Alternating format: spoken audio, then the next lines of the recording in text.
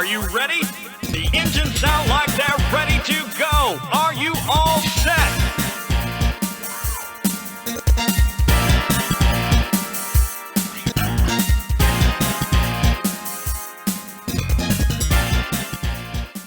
Hello and welcome to the RGDS podcast, your retro gaming discussion show. Yes, it's a show where pixel dreams and retro machines roar back to life. I'm your host, Paul Driscoll, better known as the Drisk, and lining up on the starting grid beside me, as always, is my trusted co-driver and teammate. Yes, the man of all things retro, the legendary Gordon King, aka Kingy. How are you, buddy?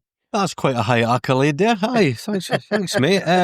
Yeah, my foot's on the accelerator there. I know, it's been fun with this, hasn't it? It's been great. It's been great, and more on that, obviously, when we get to the reason why it's been more fun personally for me. But yeah, I'm doing good, thanks. Yeah, just living the dream. There's nothing to report, really. Just where does time go to? The weather's been good, hasn't it? So it's just been, not always been in gaming. I've just been doing the mundane things. Right, I better get things done in the garden and, adult grown-up stuff that gets in the way of decent gaming. Yeah, no, I know what you mean. But, before we go on the track, let's do what we always do. Let's do the retro catch-up between Kingy and I. So, what have you been up to retro-wise, Kingy? I've been a mug. I've been a fool. Apart from doing this episode and playing the games for this, I've got another two lined up, right? So I just thought I'd get ahead of the curve. And because they're so different from each other, it was a great retro session I've had. I'm not wanting to spoil any upcoming episodes yet,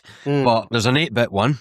Anyway, that I've got people help me do this. All say as it's part of the continuing series of the 8-bit underdogs, and I've been thoroughly enjoying the game choices on that to the point that I just love lo-fi 8-bit gaming. It just gives me the thrills. It always does, going back to that. You know me, it's for that. Apart from that, just sort of tidying up the man cave a bit and really starting to be brutal about deciding, do I need this? Do I not? To the point that I'm, albeit going down to Arcade Club with them and giving a couple of the computers that I have to some of our friends on Discord, just because they're lying there gathering dust and it's just silly to have them. I'd rather go to someone that would use them more than me, because I got rid of the CRT television ages ago, as I said. So it just don't work without a CRT.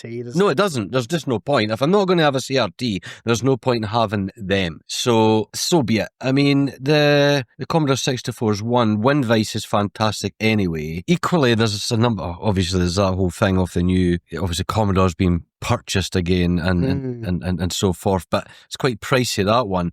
The new Spectrum Next Kickstarter is coming with a core for the Spectrum Next for the Commodore 64, so sounds kind of a paradoxical thing, doesn't it? But I'll be able to flash that on my Kickstarter one when it's been made releasable. I'm assuming that's the case anyway. And if I really want a physical one and none of that works, you can always still go and get one of the C64 Maxis, with the functioning keyboard. I think that's, maybe I'm just not as a Puritan as some others, but I just feel that FPGA gets a bit oversold with things. I think it's great on particularly where it's really bespoke hardware, but I don't know, when I've seen like FPGA, particularly on the earlier devices run, I don't notice that much difference. No.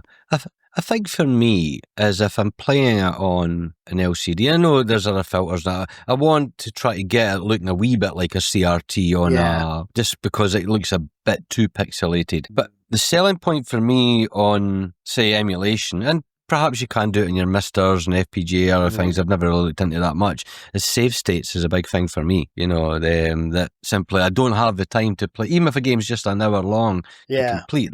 That's if you're good at the game, but if you're bump it like me, I'd rather just save it and come back to it and enjoy it, but I'm not, why go back to the way it was just because that was a limitation of the machines back in the day, that, I want a modern concession. That's what works for me. I get it. For me, I think the C64 Maxi does enough, but I guess it's depending on what you're trying to do. maybe there's the odd game here and there where there's a slight difference. I'm sure some of our listeners will say, but I've personally not seen it when I've played through. Yeah. There's no wrong way. That's what I keep insisting. It's just about playing and celebrating the games like we do. So if you play it on an Android phone and enjoy it and get a lot out of it and play these games on whatever you can afford or have the room for in your house, and you're enjoying the play-alongs with us, then that's what it's all about. The celebration of the games. Yeah. Are you still getting that? Oh God, what's that? The Analog 64. Yeah, Analog 64. Yes, so that's been announced as with a shipping date now in August. So it's not slipped too badly, because as everyone else alluded to in the Discord chat, we bought previous Analog devices that there were. I mean, yes, their communications is next to none. You feel like going, have I just given Dick Turpin, a considerable chunk of money, and he's buggered off? But no, the emails came through. It's shipping. They're taking the hit of the new tariffs and all that nonsense going on, so there's no extra cost to us in that way. So, and I also bought the 8-bit dual controller that goes with it. Coming. Yeah, that was annoying. I was speaking to Turnbull on the Discord channel. I'm glad that Kingy came, because I went into my Amazon orders. I pre-ordered it at the same time as I kickstarted this product, and it was gone. I was like, hey man, am I doing something stupid? As usual, is the app on your phone deciding to be an arse now, and something's changed, and you have to, because it's like orders in the last 3 months. Okay, let's go orders in the last year. Nothing there. I was like, what the hell? What the hell? Sleep, yeah. And but apparently, it was delisted and therefore relisted elsewhere. I was like, I knew nothing. I don't recall seeing an email. Maybe I did, but you get that much crap coming through on, your emails from Amazon about, Prime Day and whatever else. You just tend to ignore all that kind of crud. So I reordered that. It's not too expensive. It's about 30 quid for the controller. Yeah. I do have N64 controllers that I'll plug in anyway, but it was just nice to have something more modern, wireless, I guess, as well. Wireless, yeah. So this is going to be in the living room. It's going to be under the TV. That's the whole point in this one. And I've got all my cartridges there. And equally, I purchased from AliExpress, and I've heard good things. It does work as one of the kind of flash carts. It's called the Summer Cart. The Summer Cart 64, and it comes the SD card fully loaded with all the games on it. So for anything I don't have, but I believe Almac was saying to me that previous devices, once the original firmware was there, then it's flashable and you can include the ROMs on the images. But whether they do that for this, I don't know. Nintendo and all, what I mean? Yeah. So let's see. But it wasn't that I got it for £34 off AliExpress. Yeah, it's cheap Chinese rubbish. Probably smoke my thing when I put it. And I've not even had a minute to put it into my actual N64. Yeah, I would put it in your N64 first before you put it in the new shiny Analog. Yeah, I'll do that. I've just been too busy because I do still have a very small 8-inch. What do you call it? What's the brain with it's not that small. As I tell the wife. It's a field monitor. Yeah. That it's too small for everyday gaming, but it's fine for testing things and that. So I've still got that. So all good. So I've got some goodies waiting to be used, and I just get twitchy with the Analog 64. Just that they've not shown anything outside of those initial photos. I've not shown it running, but then they have consistently produced really good quality products. Yes. That's the other side. Well, I took a risk. It's probably me being just jealous. I was just sour grapes. The thing was, it got to the point yet again with the original N64. I was like, well, I'm not plugging it in. Don't have a CRT television. Yeah, you can do mods and HDMI, but it's not going to upscale. So I've got all these cartridges here, some worth a mint. My Majora's Mask is in pristine condition because I sat and played it in one complete sitting when it first came out. Not one day, but you know what I mean. Yeah. I played it until I was done with it, and I put it back in the box and never went back to it ever again. So it's the only cardboard box that is in pristine. I may as well just put some cling film over it and say it's never been used. It wouldn't be the first to do it. Yeah. No, that's cool. That's cool. What about yourself? Yeah, I mean, for me, actually, I'm like you. Just life is so busy, but I did have a nice session like on last Saturday. Charlie came round. Hello, Charlie. Hi, Charlie. And because he hadn't actually seen, even though I've had it for ages set up, he hadn't seen my steering wheel. And of course now I've done that HDMI splitter with the steering wheel in the corner kind of thing. And, well, I can move it on the big screen. But I'd made sure that quite a few of the racing games, like the ones we're going to be able to talk about, I've really sort of got the tweaking of the config files to get it feeling right. I mean, it's just through trial and error kind of thing. Mm-hmm. But I mean that was great. Well, I'll be honest, we spent most of the time playing Outrun 2. But of course you would. Of course. But yeah, no, it was just really nice, sort of like, you know, I always love it when Charlie comes around because it feels like the old days of gaming where, you know, we take it in turns, you know, like the other person's driving the other one, you know, but it's all in good spirits and it just brings you back to the, you know, 90s and whatnot when we were much younger. And that was gaming back then. Yeah. Oh, it's good. Yeah, I mean that's exactly the same point. Why I really was excited about this particular episode was because it was the most timely thing because I set up the racing rig just like yourself, and therefore, you know, spare PC. It's all set up with Technoparrot and MAME, and it's just fantastic. No, that's brilliant. Well, shall we go on to the main show itself? Come on then, let's go. Yeah, go on, right.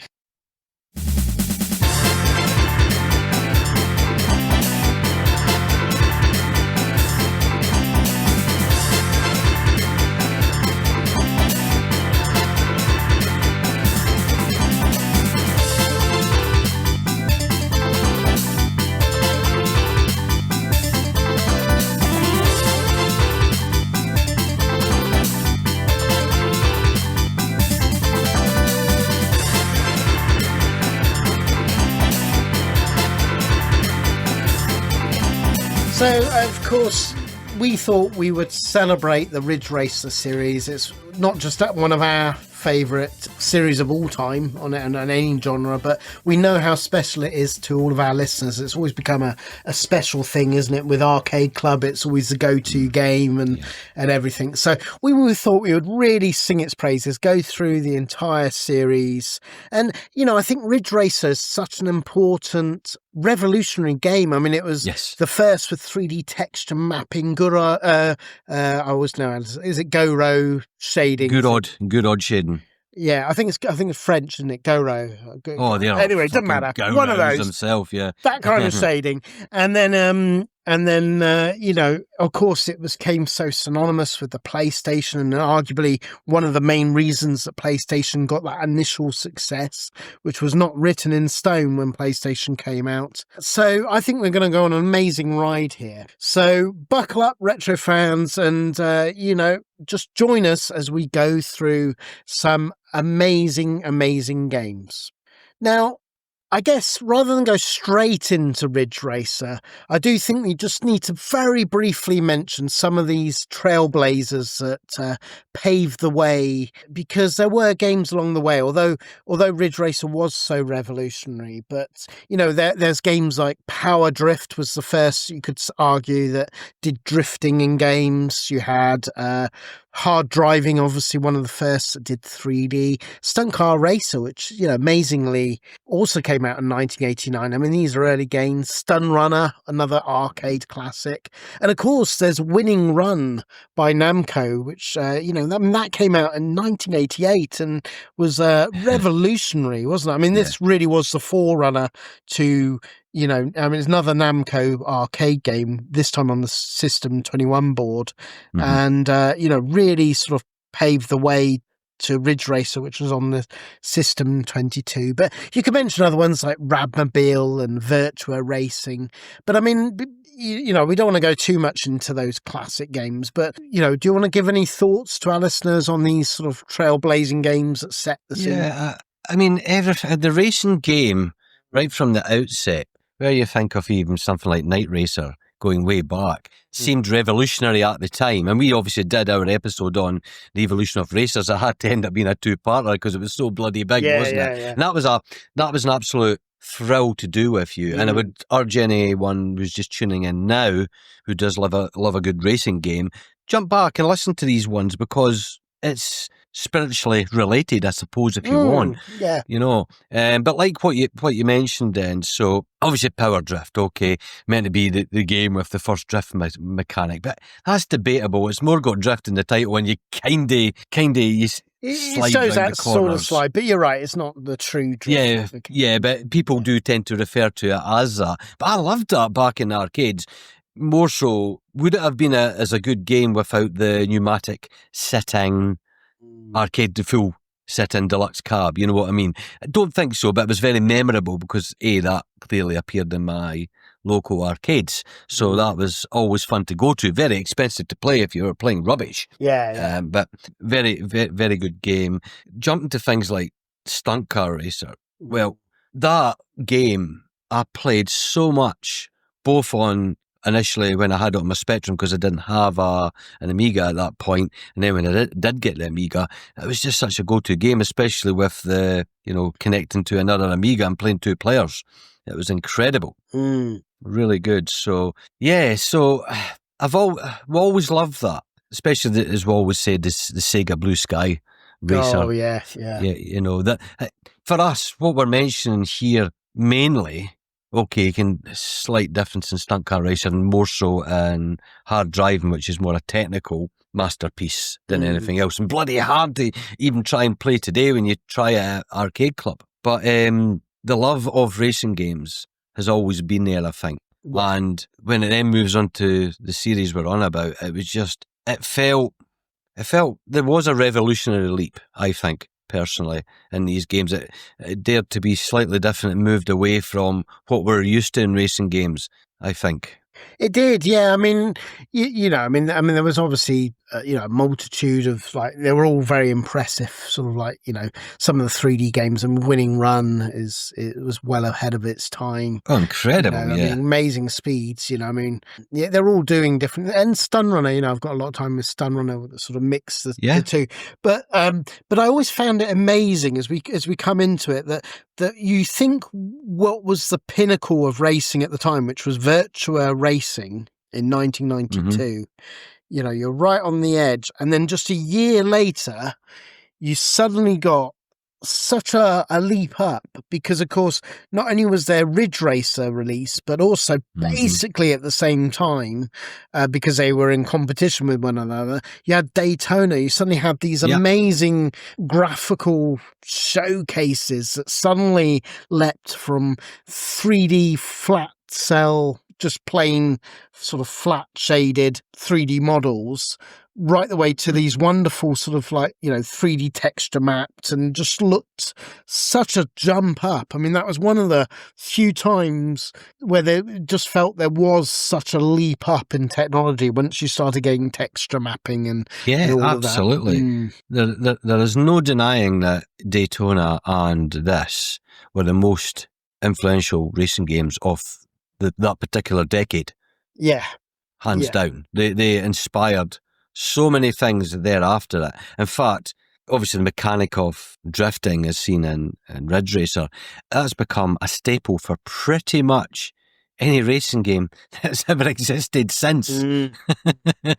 Yeah. I mean, and it was. I mean, I was such a fan of both games. I'll be honest, I've always been more of a Ridge Racer fan over Daytona. I love Daytona, don't get me wrong, but it was just, let's go into describing the game. So I'll pass it to you, Kingy, because I realise I've been doing a lot of talking. Do you want to just, I know everybody, all of our listeners will know Ridge Racer, but do you want to just give a bit of background and history with it and the feel of it for those who haven't played it?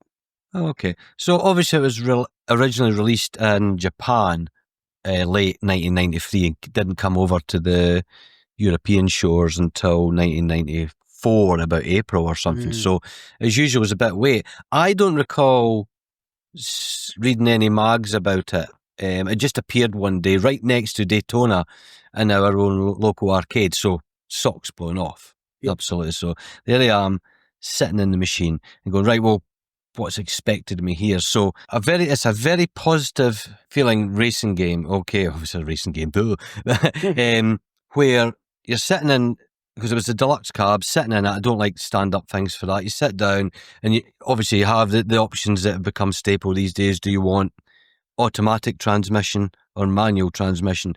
I never liked manual transmission in these type of games. I don't mind high and low, and it's more a twitch thing, just to quickly slow you down instead of using brake like you need on Outrun briefly, save you colliding into a car, anything like that. This game just changed that thing. Some people love that whole going up down the gears, but because of the drifting mechanic that this game has, there was kind of less need for working the gears, I found, unless you want to do it like driving Miss Daisy.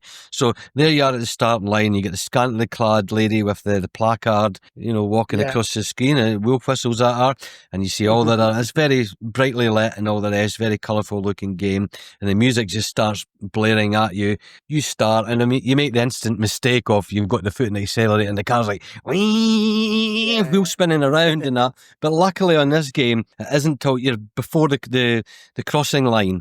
So your time doesn't start till you're almost up to full speed anyway. So even if you do a kind of false start like that, if you're a high, not a high score junkie, but a fastest time junkie, then that's not going to affect that, apart from obviously the distance between you and the cars that are ahead of you, because you really need to get in front of all the other cars on the track.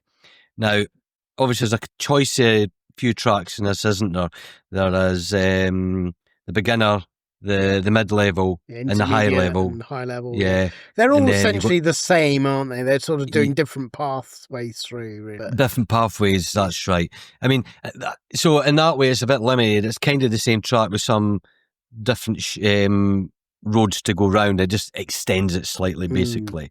So it's good in that way, because what it forced you to do, and it's one of the games that I've really memorised the track when playing it, because you played it that much. And I think we're lucky because it was released on the PlayStation, and that, as you said there, so it was revolutionised. It really brought the Sony PlayStation to the world's attention with such a game like this. Yeah. So it's just so exciting. And then you're driving along, okay, getting a hang of the feel of the steering wheel. It's quite positive, weaving in and out of cars, going under tunnels, and you get the echo of the tunnels. The lighting in the tunnel is absolutely superb. And then you get to your first sharp bend, and it's like, oh shit. So initially, by mistake, you panic and hit some brakes and accelerate, and the car starts, so, goes into a drift and skids round the corner, and you probably collided into one of your opponent's cars. But after a few goes at the game, you realise this is a core mechanic. You really need to learn to drift around these corners to get round them and try to maximise your, either getting in first position. It just works so well. I mean, I've never seen. Well, certainly at the time, I mean, drift was handled in such a beautiful way in this, wasn't it? And I've not seen it really bettered, apart from maybe some of the own Ridge Racer sequels, and obviously it was taken by Burnouts and those sort of things. But they basically got it bang on, didn't they? Just that break and turn, it just captures it. That drift so well, and just feels so exhilarating, so amazing. And you think, like, of all the racers that have come since, even Outrun 2 and things like that, where they've fully embraced and Need for Speed and all those ones, they've all embraced that mechanic of drifting. So clearly they did something. Absolutely, yeah. But it's such a pleasure to play when you've mastered that mechanic. And it was a bit weird because we were playing the series exclusively. It's weird jumping on to the next game and then the next game, and how especially when you go over to the consoles and they've tweaked and changed slightly how the drifting works, and you're so used to how it handles on its original game that you feel robbed, or until you get the hang of it. Oh, for goodness sake, oversteering and all the rest on the other ones. But I find the drift mechanic on this one is perfect, and that's why it makes it such a great go-to game for all of us at Arcade Club. Everyone stands around you, a bit like what you're saying with yourself and Charlie, having a go at each, a shot about. You have 5 of the guys watching you try to do your best to get into the 1 minute 5 club, as we like to call it. You've got to get under that. You guys are so good with it. I feel so ashamed. I just can't compete with you guys. You're just on another level. But it just that time trial and stuff like that is just so cool. And just everything, the music, and just style, isn't it? It really was not only technically impressive, but actually quite revolutionary gameplay wise. They put fun first, which, given that they were going against the clock, really rolling up their sleeves, because both Sega, obviously they both sides knew that the other company were making a 3D racer. It sort of leaked out, and they were getting like little facts both ways. Like, I guess people perhaps getting drunk outside of work or whatever, sort of like to saying little tidbits and that.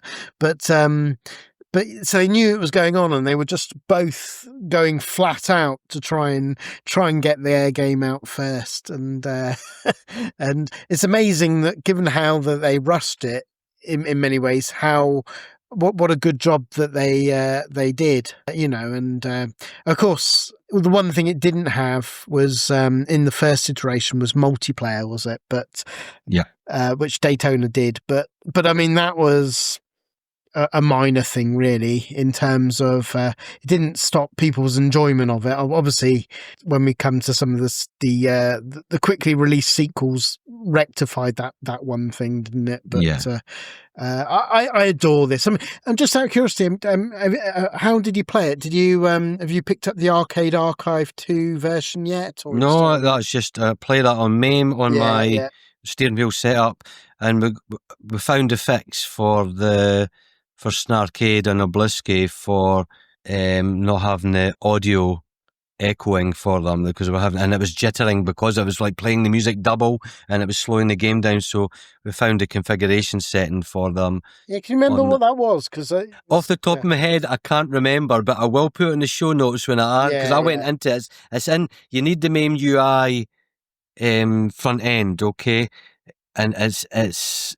And there's a setting, and I really, for the life of me now, it's gone. That's honestly, fine. But I will look it out, and I'll put it on the show notes for anyone, because I've seen forums, people complaining about this. Yeah, and it was a simple fix in the end. I had the same issue as well, and it did definitely improve it when I put it on. For me, see, I don't get that issue. I don't need to do it on mine, and I never have, which is a weird thing. But I mean, one of the things that I did discover for me, so I've got 2 versions of MAME. So I've got one where I put loads of like overlays and things to make it look like a CRT. That's what I've got, yeah. But and I found even it was a lot better when I did the fix that you talked about, but it still wasn't quite right. But because I think my PC's getting quite old now. Okay. So but then when I did, I've got another version which I'm running through Launchbox.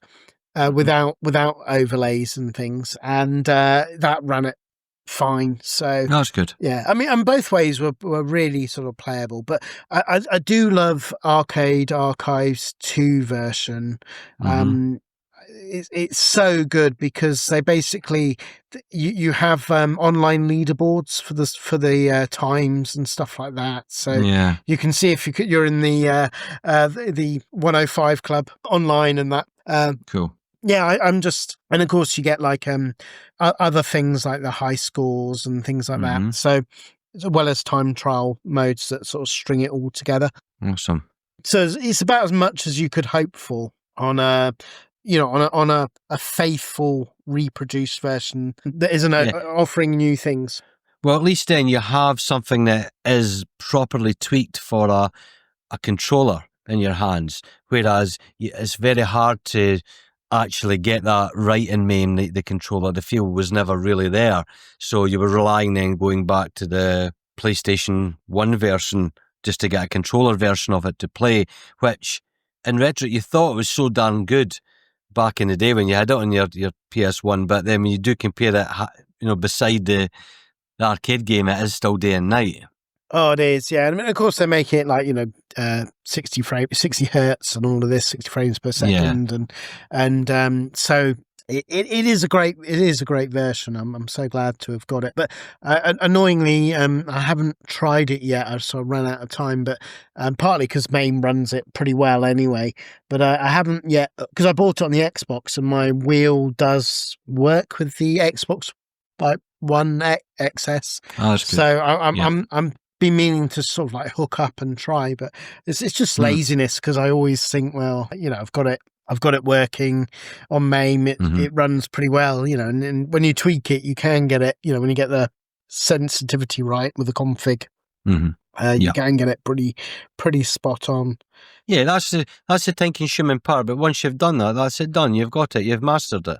Yeah, exactly. And also to our listeners, because one of the things that I also have to do is, and this is probably more important because I've seen other people complain about this, because out of the box, your steering wheel, if you buy a good one, like a Logitech G29, I think my one is, out of the box, it's designed for simulation racing, which is great for simulations, but not really for arcade games, because obviously you want a less of a turning wheel. Like if you try out the box Outrun 2, you won't be able to do drift or anything. No. So what you can do is on the G29 app or whatever similar one, you can actually tweak it per application that you're in. Yeah. So for MAME, I've just whacked it as turn the sensitivity up and turn the turning wheel. So you can, once you get that setting, that's probably the most important thing. Yeah. You can get it exactly right. The Logitech app is really good for that, because there are some games on MAME that you have to switch combined pedal on as well. There's a little setting for that. It's just so how some games are programmed and how they're wired, in arcade hardware. It's how the relationship between brake and accelerate, so you can either switch it combined on or off to do that. So there's options for lots of tweaking that makes, if you are wanting to go down that road and set up a steering wheel for your MAME games, it is highly tweakable. Oh, very much so. And of course, one of the, you had obviously the sit-down cabinet, but have you ever been lucky enough, Kingy, to play the Ridge Racer full scale? I have, in Blackpool. Yeah, Blackpool has it, yeah. Yeah, down in, what's it called? What's the big arcade amusement's called again? Oh, I can't remember. I was about to call it the Hotel in Revenge of the Nerds, where some of the neon lights went out. Hotel Coro Essex. Is it Coro Island, isn't it? It's Coro Island, yeah. That's it. Remember that bit in Revenge of the Nerds? Hotel Coro Essex, and the lights went out, so it said hot oral sex. Hot oral sex. So they ran into booking that hotel. Because yeah, it's a great experience. Obviously, it's got the Mazda MX-5 that you sit in, and it's a big 10-foot screen projected. Or, I mean, to give people, projected. To give people an idea. So basically, it is a real Mazda Unos Roadster MX-5. The real car, obviously without the engine and stuff like that, because I don't want people to drive off.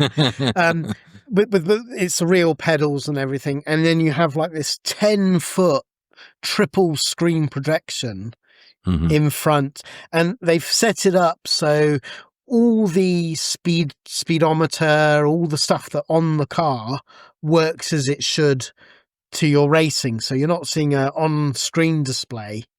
You're seeing like the actual speeder on the car. I mean, it's a wonderful experience, isn't it? And I mean, it's ridiculous. I mean, it cost £150,000 apparently. This arcade cabinet. So there's not that many out there. So if you get a chance, I would certainly love to see Arcade Club get this one. That would be a real experience, wouldn't it? But that's not getting in the lift. Yeah. That won't I'll get just stay down with the pinball tables and the new extension downstairs. Yeah, I mean it's a beautiful thing. I don't know if it's still in Blackpool though. And I'm pretty sure the last time I was there, it wasn't there. Yeah. We'll have to have a look. It's been a while since I've been to Blackpool because I haven't been. It has been same with me, yeah. Yeah, but no, it is worthy of a note, isn't it? Absolutely, yeah. So that was the first game. I mean, is any more before we go into some of the? I suppose just one more. Wasn't it cool to see your action replays back once you won it as well? I suppose. I mean, a number of games have done that before that. It isn't new to that. I mean, Hard Driving, your aforementioned one, we said that you got to see your accidents and crashes, but to see the entirety of your race on the screen at the end, it was always cool to watch back. Oh, definitely. Yeah, no, I forgot about that. That was a cool thing, isn't it? Is your racing that's doing it. No, I mean, it is. It's a wonderful thing. Obviously, if you want to play the real deal, Arcade Club in Bury has it. And I'm sure it's probably in Leeds and Arcade Club in Leeds and Blackpool as well probably has it. Unfortunately, it's not in Retro Realm in Warsaw. So I keep haranguing them to get Ridge Racer in. maybe one day, mate, and that's your closest. Yeah. That'll be the closest one for you then. That would be the closest one for me. But it's such an amazing game. It's one that I could just play non-stop. Oh, it's great fun. I don't get bored with Ridge Racer. The other ones I've played many times over the years, but I've just wandered away from and just, I've just been a bit, But the first one is by far, although the other ones are incredibly impressive, the first one is the original and best, I would say. Not to make light on other games. You may think different, but we'll find out. Yeah, no, I'm totally agree. I mean, I do. There are some that I absolutely love. So let's talk, because obviously that was the first arcade game. But let's talk about the other two, because I think as a trilogy, they all offer some very important and interesting things. So obviously, only a few months late. Well. In 1994, but it was like literally, not even a year later, they quickly released Ridge Racer 2. Now this wasn't really, it's a bit like Afterburner 2. It wasn't really a sequel. The biggest thing though was the multiplayer. Yeah. Because obviously they'd seen with Daytona and things like that, that was one bit they'd sort of like lost out on. So they quickly sort of made sure that quite a centerpiece with it. And of course, being able to play 2-player racing, it's not essential with Ridge Racer because it's just fun and it's all about the time, isn't it? It's like with a lot of races, but it was a nice thing, and it was a big deal. The fact you could play up to like 8 players linked together. It encouraged. I suppose it encouraged, if you went down with a group of your mates, the minute one person was interested in playing, that would be enough to goad your mates to, come on, let's have a race. Even though they were maybe not into it as much as you, only took one keen enthusiast to get the rest of the mates on the rest of the machine. So there was a guaranteed income if you were with a group of people. Oh, definitely. It only took one person to like it, so... Yeah. And it did a few other things, like added the rear view mirror, which was kind of cool, particularly when you're playing against human players, because you could try and block them. Yeah, be a bastard, yes. Be a bastard, yeah. There's like more tracks, remixed. They remixed some of the tunes, improved. Yeah, the music's more prominent, I think. I felt it was louder. Then again, that depends on how they set it up, locally in the place. Obviously, top speed's a bit fast. It runs faster slightly as well, doesn't it? I believe. Yeah, maybe possibly, yeah. Because I don't know if that's a definitive one. But either way, I mean, it tweaks. It's essentially the first game. It's not really offering anything new, but the multiplayer is a big deal. And again, Arcade Club in Bury, for definite, has Ridge Racer 2, a 2-player cabinet of Ridge Racer 2. So, I mean, that's awesome. But it's interesting. Weird. I never go on it, though. I'm not as interested. You're right. I've noticed that. Less people go on Ridge Racer 2, and I can only assign it as it's the memories. Nostalgia kicking in. But there does something feels not as fun, doesn't it, on Ridge Racer 2? I mean, it could be something as simple as like maybe they haven't set up the controls. Like, I mean, it's real arcade hardware, but obviously they're replacing things. But maybe it doesn't feel quite right or something on a subconscious level. I find it also when you play it and you try to do good in it, right? And on a Saturday, you're sitting in car 1. And then within a minute, there's some little urchin sitting down, fucking about with it, not really playing it, just blaring for you as you try to break it, and just in the periphery of your vision, it just puts you off your game. You can do every game being like the Star Wars pod, and you're enclosed and it shuts off the bloody world from you. So you can focus on the games, But then again, in that pod, the amount of times, right, because you've been Arcade Club all day and you've been drinking Brewdog and you've been eating their pizzas and hot dogs, my God, you fart for the, like you're on a high altitude plane, right? So you chuff in it and try not to laugh and And you walk out the pod and then someone's eager to get in. It's like, hey, good luck with that, mate.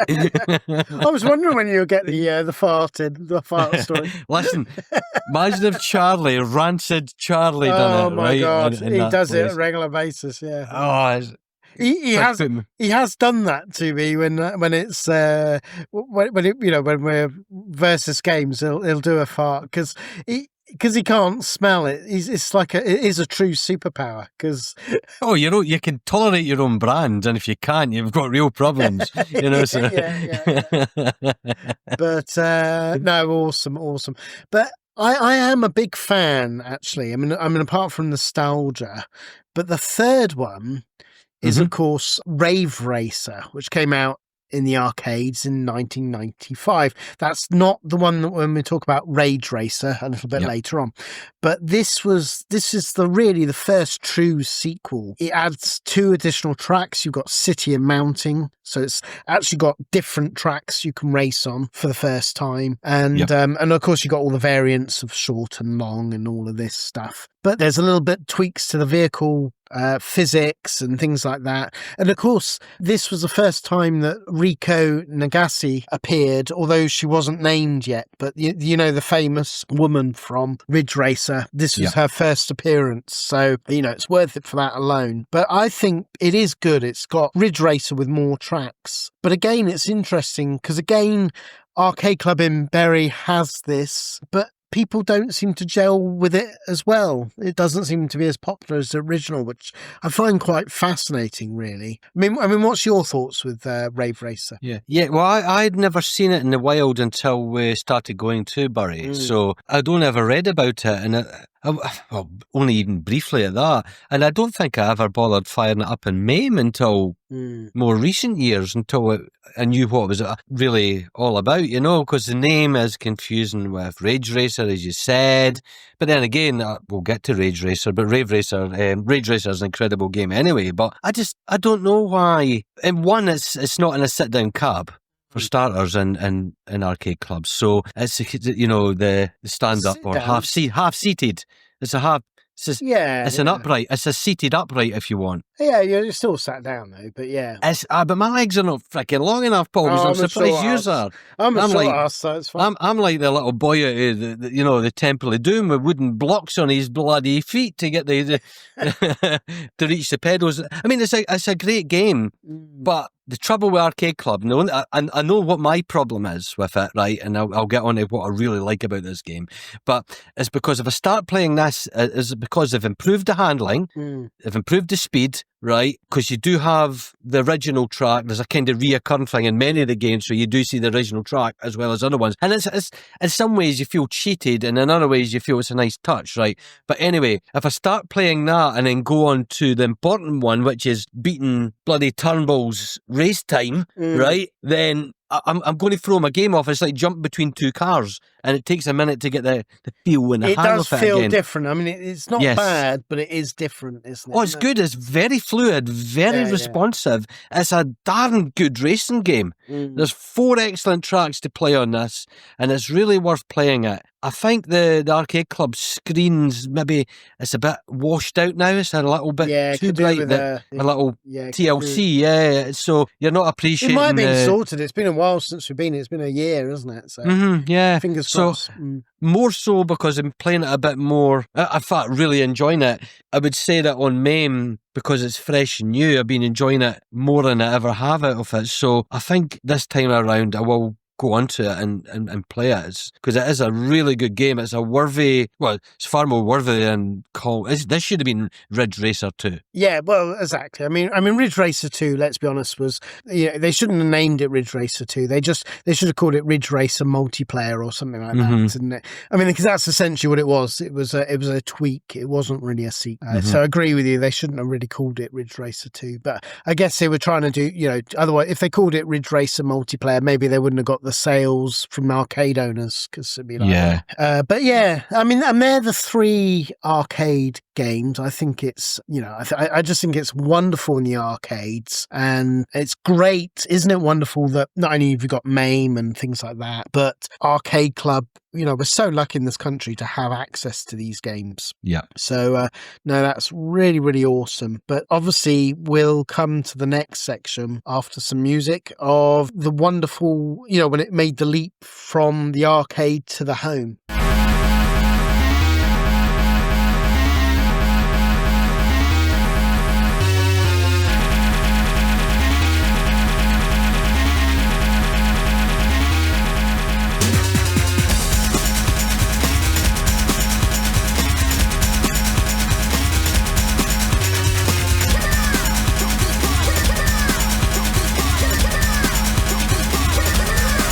Let it hit 'em.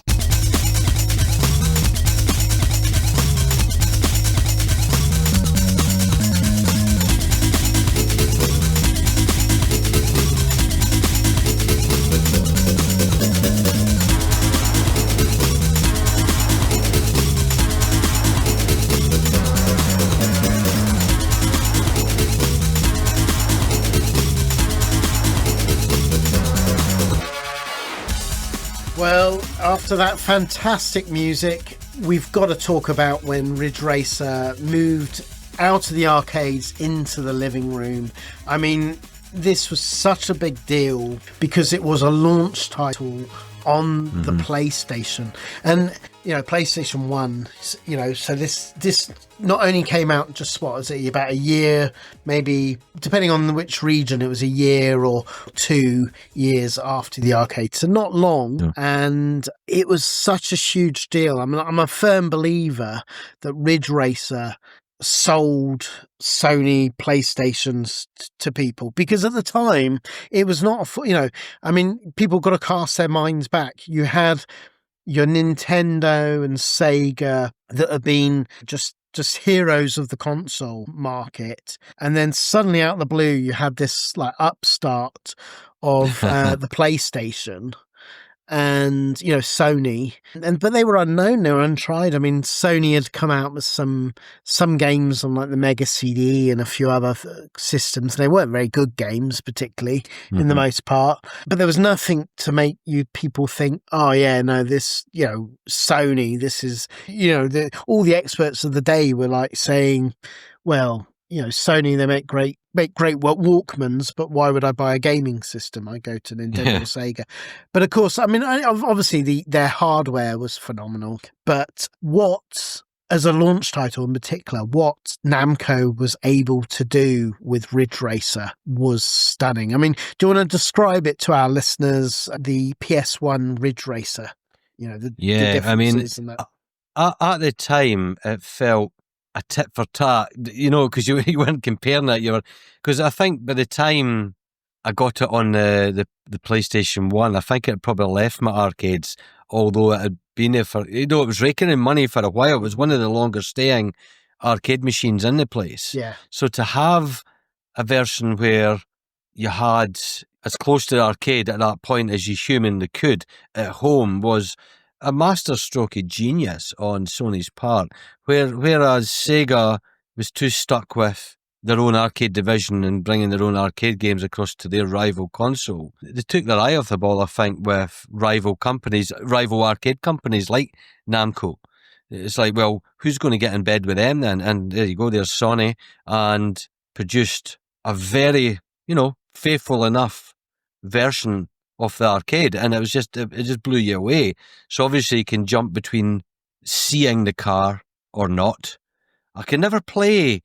See on the consoles when you play them, Drisky, can you drive well by seeing the car? I can never do it. I've got to have cockpit view every time. Yeah, I'm probably the opposite. I do like to see the cars. Oh, I like to see the car, don't get me wrong, but I just can't control it as well. Play it well. I guess it's because for me it was the opposite, because I grew up on your Outrun and I grew up on all the Lotus games and that. To suddenly go in the cockpit, it just felt really weird to me, which I'll be honest, actually, when I first went to Arcade Club the first time, I spent like a couple of minutes trying to find where the button was because I completely forgot you can't, in the arcade, you could only do the cockpit view, can't you? Yeah. Completely forgot that. So I spent like a bit 5 minutes. Oh, where's the button to take? Because obviously, I was so used to the home ports that let you change the view.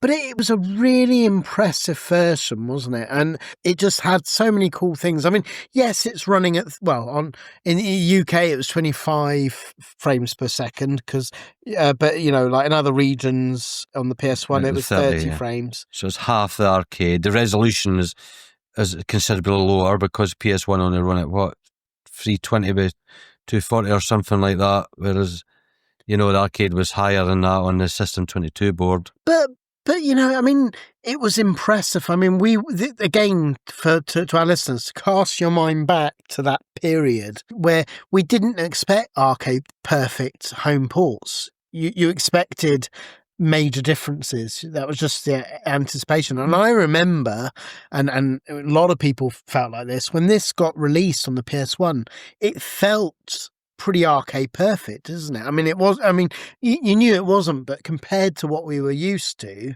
this felt arcade in the home, and to have such a recent, groundbreaking arcade in the home was absolutely mind blowing. It really was. It's the first time I can honestly, I can't think of a time before that where I saw a home port of an arcade and felt it so close. Some in the Amiga, I suppose. Oh yeah, Rodland and Pang. Yeah, you're absolutely right. But I guess for me, because it was so obscure, yes. I never saw it in the arcade. So all those fantastic games, even Silkworm, I hadn't really played in the arcade for me. Because remember, I didn't grow up with the arcades. It was only when I was much older that I was going the violins playing, folks. Hear them. That's because he truanted from school and he got caught and he never played arcade games ever since. It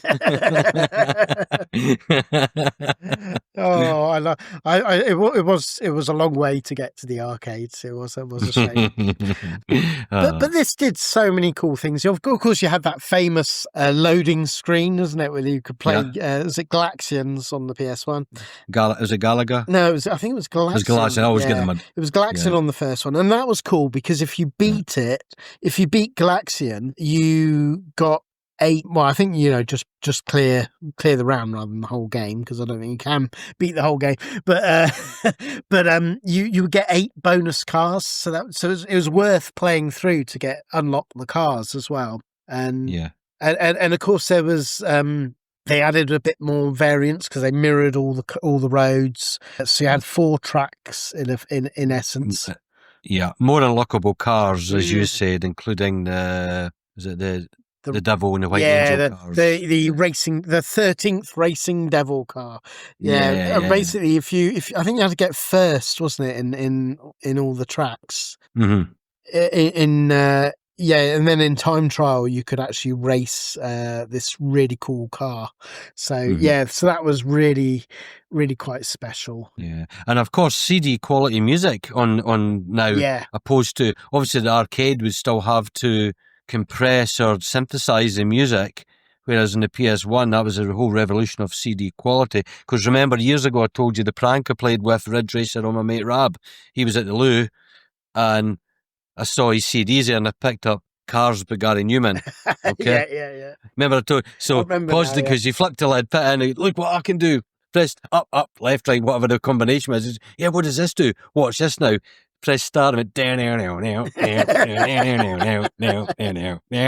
How did you do that? And honestly, it was the best kept secret from him for ages. To keep it secret. It's so funny. So long. He's trying it. He's phoning me back. What was the combination you did again? It's like up. I bet you did. I bet you changed it each time as well. I did. That's the point. I changed it. But you said triangle the last time. And you said X did that. Oh, I meant X, not triangle. And I'm amazed Brilliant. you kept friends with all these people.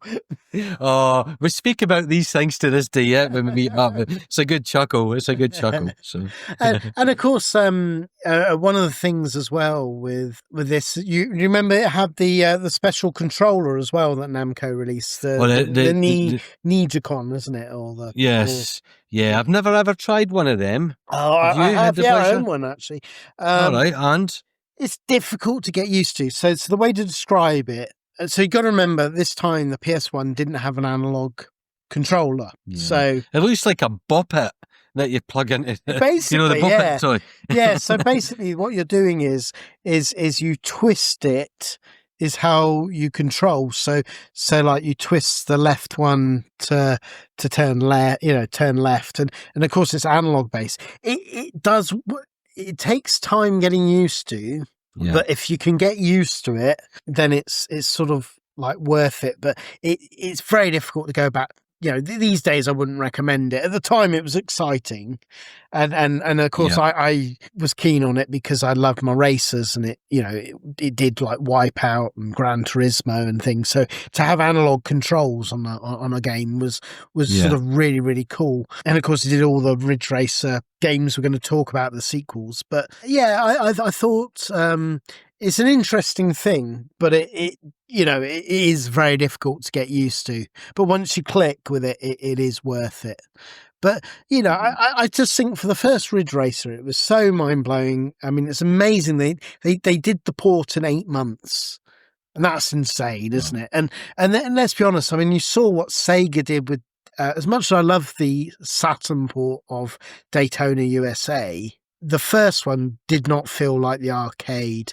It was fun, and I loved it back in the day, but it wasn't, unlike this where it just it felt completely the arcade game, but just toned down graphically a little bit.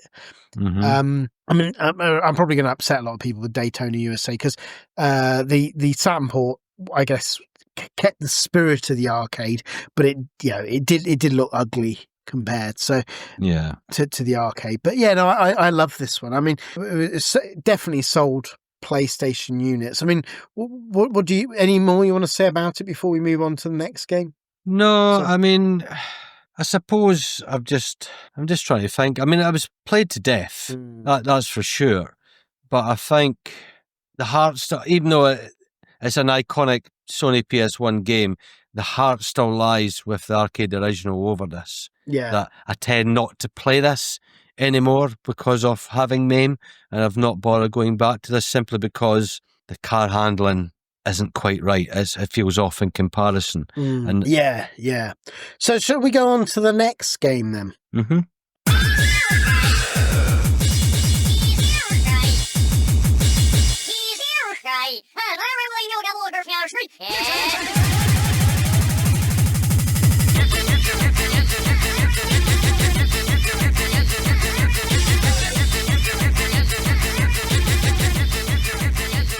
So the next game, this is like the Ridge Racer 2 of the Ridge Racer world, because again, there was a lot of complaints at the time that it didn't really offer enough to warrant a sequel, but it was called Ridge Racer Revolution, and this came out, depending on the region, end of 1995, 1996, and this, again, there's a lot of similarities with Ridge Racer 2. This allowed, through a link cable, you could play multiplayer.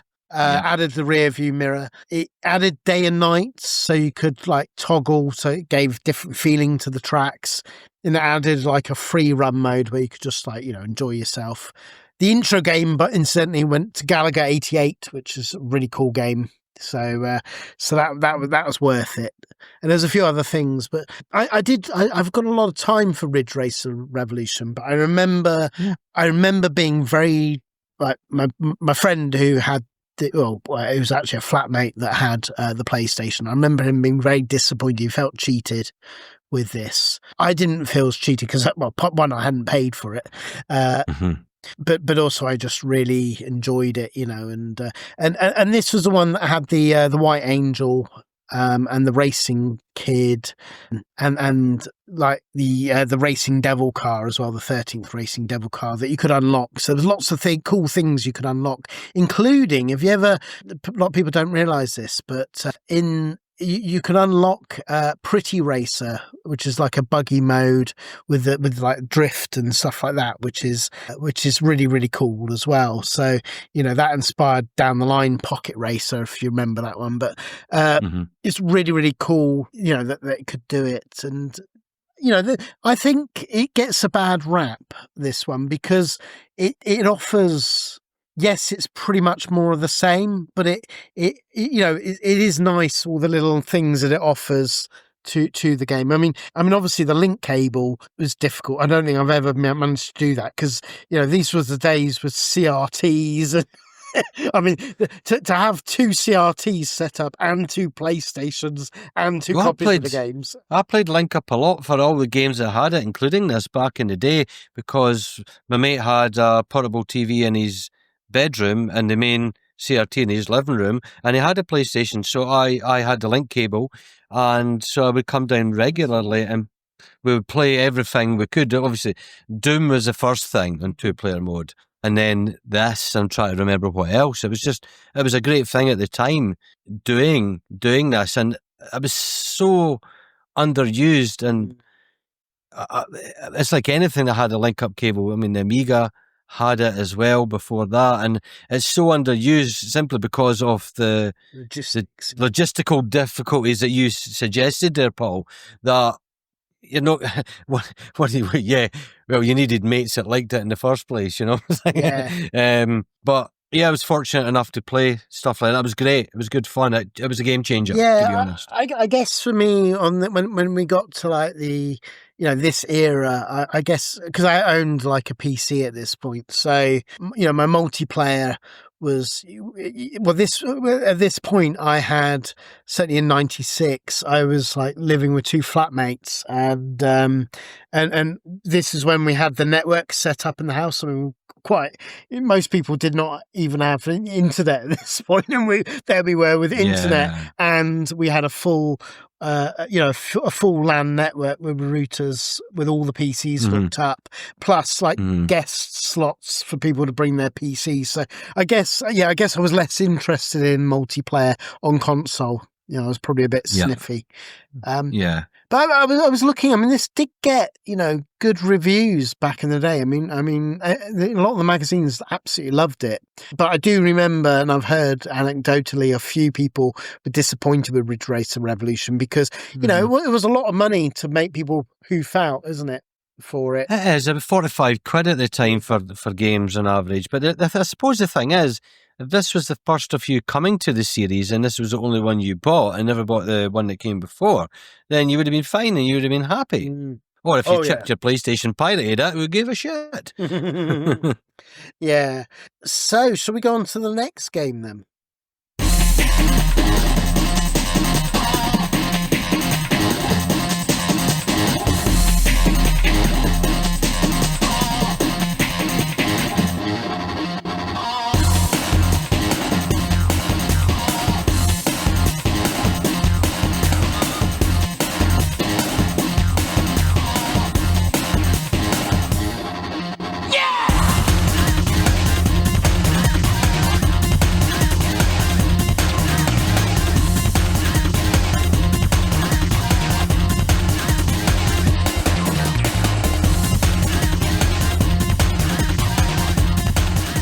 Right, okay, so let's go on to the next one that came out on Sony's system, the PS1. I think this is a great version, and it is Rage Racer. This came out, depending on the region, 1996, 1997, and I guess you'd say this was a bit more darker tone. Well, it is not, you wouldn't say it is. It was darker tonally, but my word, they really upped the number of tracks and things. I know this is a real favourite of yours, so do you want to just... I'll pass it to you to describe to our listeners.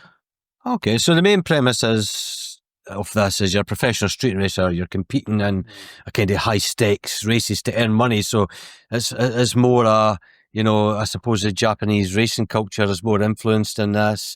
You want to improve your rank, upgrade your cars, so you can race, you know, to win money that then you can choose to upgrade your cars from the money, but you have teams to choose from. You have 4 teams, isn't there? Is there 4 teams in this you can race with? Something like that, yeah. Something like that. So Yeah, different cars have four manufacturers, yeah. Yeah, they have different characteristics, so it's more about how you prefer to drive. You want more speed, grip, acceleration. So if you're more a drifty racer, you want to go for a particular car and that. So this also, for the first time, introduced Grand Prix mode, which is the main game, I suppose, in this, rather than just time trial or single race to try things. It's split up into 5 events, so you just have to race through them, and you come in first, second or third depending how you win, as you get the money in the game. What's it called? An egg or something? Yeah. I always call it the egg. So you can purchase new cars with that money or upgrade your current cars, you know, better tyres, grips, engines, whatever. It's really good. So it gave an arcade technical pit. This is not Gran Turismo, don't worry about that. You know, I'll tweak that piston here and I'll make the wheelbase and all that nonsense. No. This is still a pure arcade racing game. And as you said as well, the tracks on this, how many tracks in this one? There's trying to remember, still 4 tracks, isn't there? It's 4 still, courses. it's still, well, you've got the oval track as well, so it's 5. Oh, of course, I forgot about that. Yeah. And they're all reversed as well. They've done the trick of what that's right. Ridge Racer Revolution. So it feels a lot more than just 5 tracks. And but it doesn't. You're not getting robbed like the standard. Here's another repeat of the Ridge Racer track in that way. You know, where you're just going to get bored seeing the same thing again. So you got the mythical coast, Overpass City, the Lakeside Gate. So they've all different things. Some have got Greek architecture and pillars, and there's one with more tunnels, and as you said there, the oval was just like a NASCAR thing. Yeah, but that is quite exciting, isn't it? It's good. Yeah, so, but the graphically, it is a bit more greyer and duller graphically, but it was a visual leap from what we've seen before, even in the PlayStation. There's more definition to the buildings, you know, all the ancillary stuff, the triumph that you go under on the first track, you know. I'm not pronouncing my French right again, I know that. But there's even cobblestones on the roads at some parts that give it a real sensation of speed because they're closer to your eye and they whiz by you. I mean, waterfalls cascading down, things like that. And of course, it's got the things as we've seen in Ridge Racer Revolution with the staple of the rear view mirror is now there to stay. Yeah. So it is, I played this to death until I maxed it. You know, it was the first one that I really wanted to master and thoroughly enjoyed. I thought the tracks are meticulously designed, thoroughly enjoyable. And you're right, sometimes when you get a reverse track, you just feel, I'm doing this track in reverse. But the way they've been designed are equally challenging and really exciting in reverse, that it pushes you really to relearn them completely. It's really good. And it's a simple trick, I suppose, for memory constraints to give longevity in a game by doing so. But if the track's designed right, there's nothing wrong in a reversed mode. Yeah, I think it's really, really good. I do love this one. I mean, I remember at the time I was a little disappointed because, sorry, my granddaughter's come in, by the way. Honey, I'm recording, my love. Can you go and see Mummy? I'll see you later. No. You have to be quiet. Honey, it sounds like... No, you don't need to play Spunkies because Spunky's noisy. Spunkies. It's a bit. Right, I'm sorry, I've lost my train of thought. I adore. I remember at the time I was initially a little disappointed because it didn't feel the arcade vibrant. I've said it again, but the bright colours of the arcade original. But very quickly I fell in love with this once I got over that shock, because it's such a great game, isn't it? I mean, it really offers so much, but still has that arcade roots. And I think it's testament. I was reading up about it. Alex Ward, who created Burnout, in the series. For him, this is his best Ridge Racer ever. He just loves it, and particularly because of the oval track as well. He loves the excitement that gives. So I mean, I wouldn't. For me, it's not the best, but in the Ridge Racer series, we'll come to that when we come to it. But I do adore this. I think it's great. I thought this was, at the time, it's not going to get bettered. Okay, for a home console game, it was my favourite racer. It was just on the PS1. It was just, this can't be beaten up. I played it and played it and played it. In fact, my brother would come down often and play it as well. We just absolutely loved this, and it was something. I got about the same time as Porsche Challenge. Now, Porsche Challenge is graphically wonderful and a decent game, but it's more sedate because of its fancy graphics. It was quite a slow racer, wasn't it? Yeah. The sensation is speed on this one, and how the car handles the tracks is wonderful. And the difference in the vehicles, you do actually feel it as well. So you need to nail the type of car to your racing style. And these tracks are so beautiful. There's so much detail, it feels, isn't it? Totally. In all the background. Amazing what they were able to achieve, on the PlayStation. Of course, there's nothing to what they could achieve next in many ways. Yes. But so we go on to the next one, or do you want any more you want to say about this? No, I'm good at that point. Because we will say to our listeners, we're obviously can't spend too much time talking about these games because there's so many to cover, but we wanted to give a real flavour, didn't we, of all these classics. But let's go on to the next game.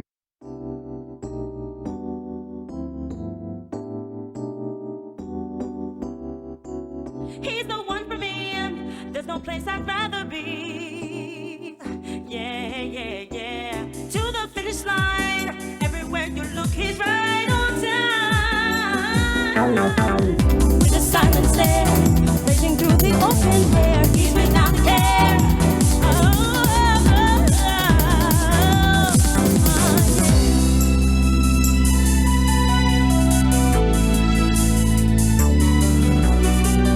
Everywhere you look, he's right on time.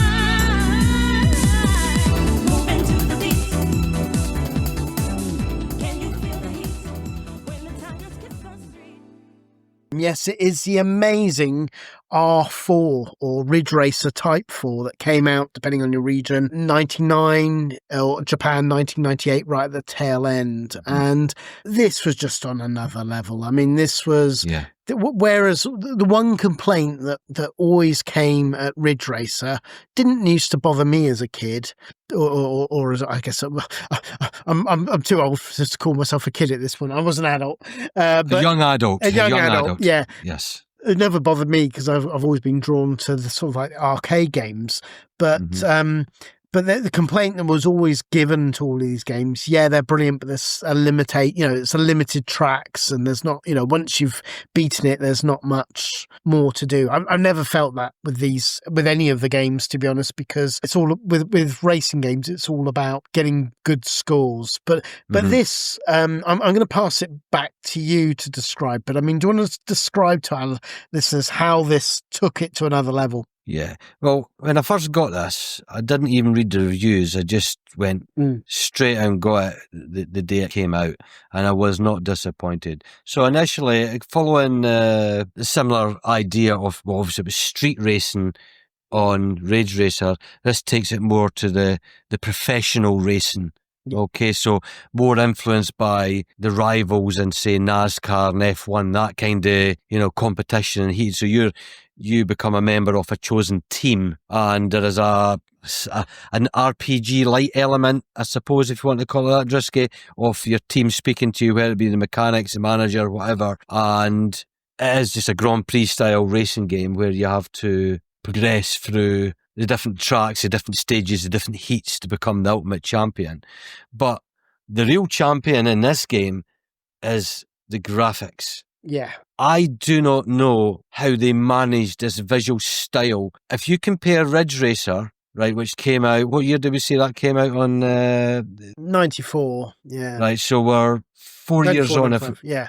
Yeah, so it come out obviously in Japan in 98, so 4 years on, which, the console lasted a good while, and therefore they got better at it. But graphically, It's not jaggy, it's not bumpy, it's smooth, it's silky. We're not talking, it's almost like it's a PlayStation 1.5 game without any additional hardware add-on. So if you thought of something like Donkey Kong 64 or the Zelda Majora's Mask for the N64, you needed the memory expansion pack, didn't you, to plug in to benefit from that. Whereas this, there's no additional thing, but yet the game runs at a great speed. Yeah. It looks, it's the sunset hues that seem to cast its, magic marker over the land, the shadows, the colour detail, the look of the tracks. It just is one of the best looking games on the PS1, hands down. Oh, definitely. And it's case in point to what you were saying. Because have you ever played the Ridge Racer high spec demo that came with some of them? Yes. I forgot all about that. Yeah. Wow. So memory trip. Yeah. So this was, to our listeners, this was like a bonus disc that they gave you, included with it, which was basically the original Ridge Racer game, but because of all the things that Kingy had sort of said, they were able to up the frames per second to, well, particularly in other regions, up to 60 hertz.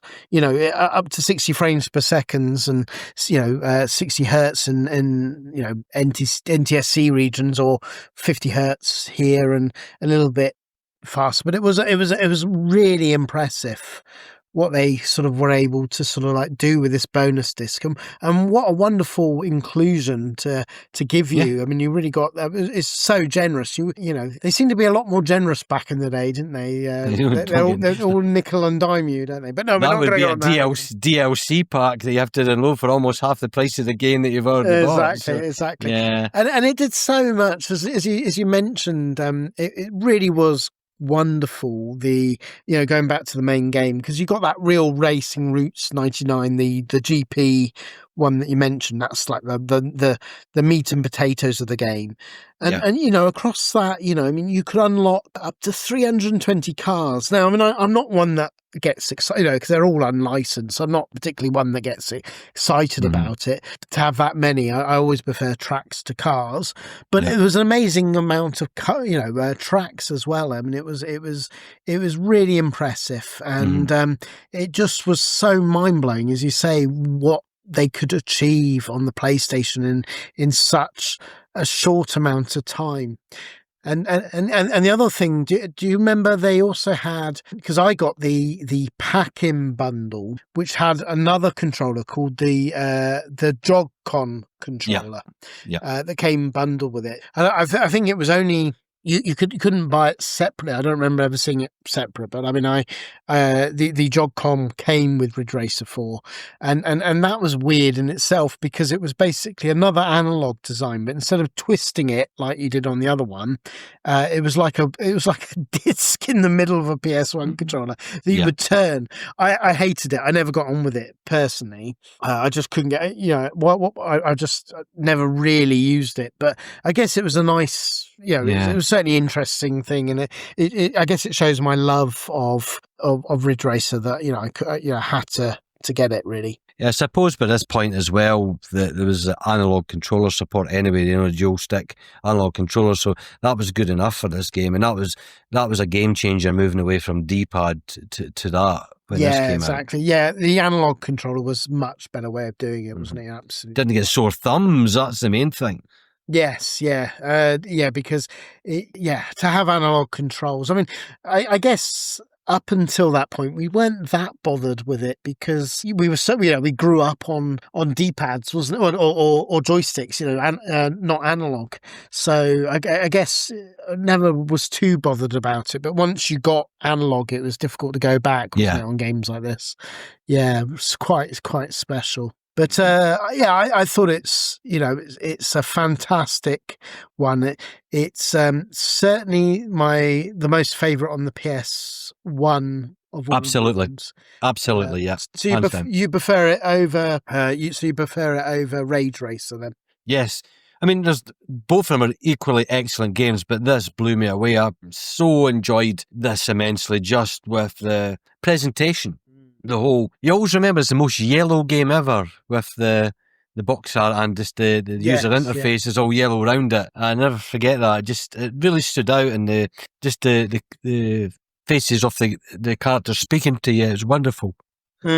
Yeah, no, I really, really love this one, and it was just it was really sort of cemented in my time. I mean, I was continually, I was always looking, as I do today. To be fair, any Ridge Racer game, I sort of buy it, and often it made my decisions of which which console I would buy, was where Ridge Racer went. So I mean, I adore this one.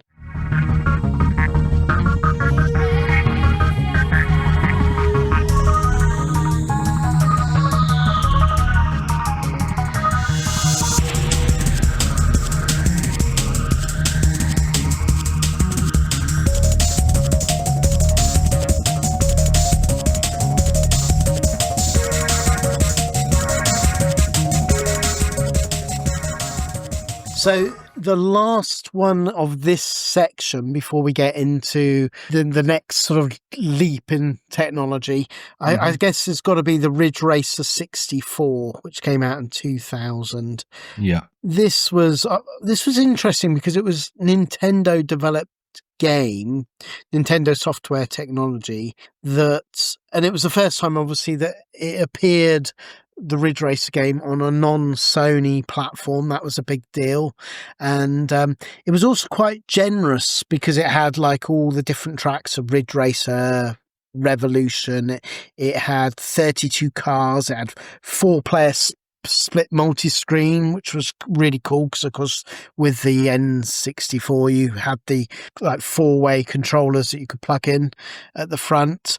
And it was a really good version. I mean, what do you think of? I liked it at the time, and I got it cheap ex-rental from the rental shop.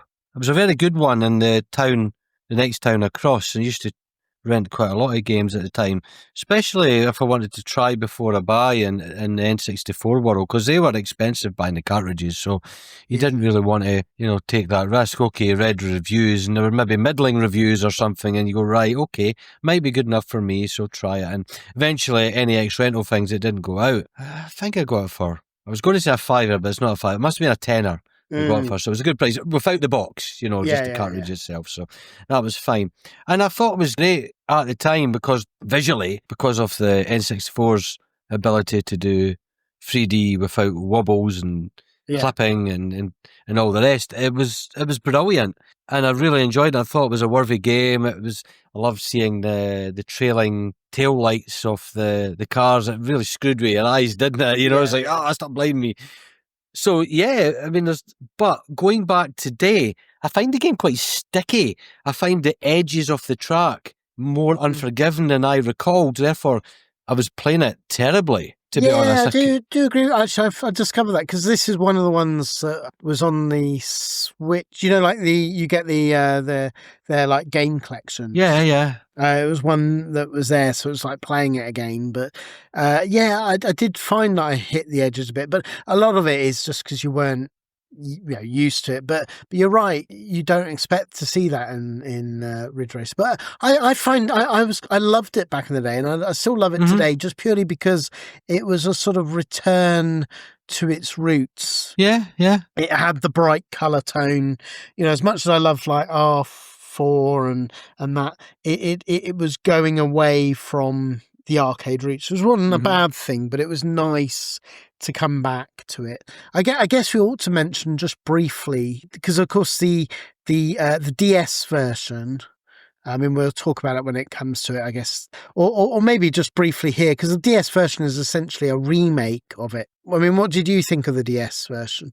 I'm not a fan of any of them on the handheld consoles, to be honest. I mean, I've only really care for PSP and things like that. You know what I mean? It's only because I'm interested in the big screen. I'll put me fighting trousers on. Hang on, we'll come to that later. It's not that there's anything wrong with them. Yeah, it's just the screen. Yeah. It's just the sizes. When I play racers, I want it on a big F-off screen, Paul. That's all it comes down to. And therefore, I would never have bought any racing games for the any handheld. That's all I can say. So I don't really have much to say on that much on it, to be honest. Yeah, I mean, with the DS version, again, I bought it when I got my DS and loved it. I mean, it was a little bit uglier than the N64, but I guess it was wonderful to have a portable version. But that was an interesting one, and one that I enjoyed coming back to. We'll talk about it a bit more, but let's go on after listening to some more music, and then let's go on to the next step up of Ridge Racer. This is when it starts to go on the later consoles and portable.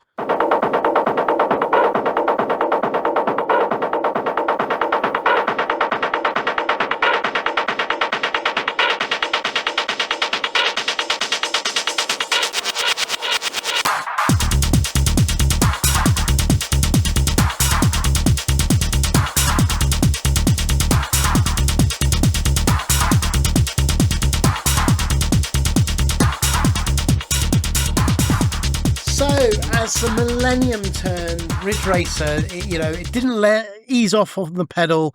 It really sort of like shifted into sixth gear, and the new consoles, the PlayStation 2 and some of the other new ones that came along, really sort of began to show Ridge Racer beyond the arcade original, whereas everything was sort of almost playing catch up to the arcades or going a different path. This is the first time it was looking prettier than the arcade, wasn't it, really? Yeah.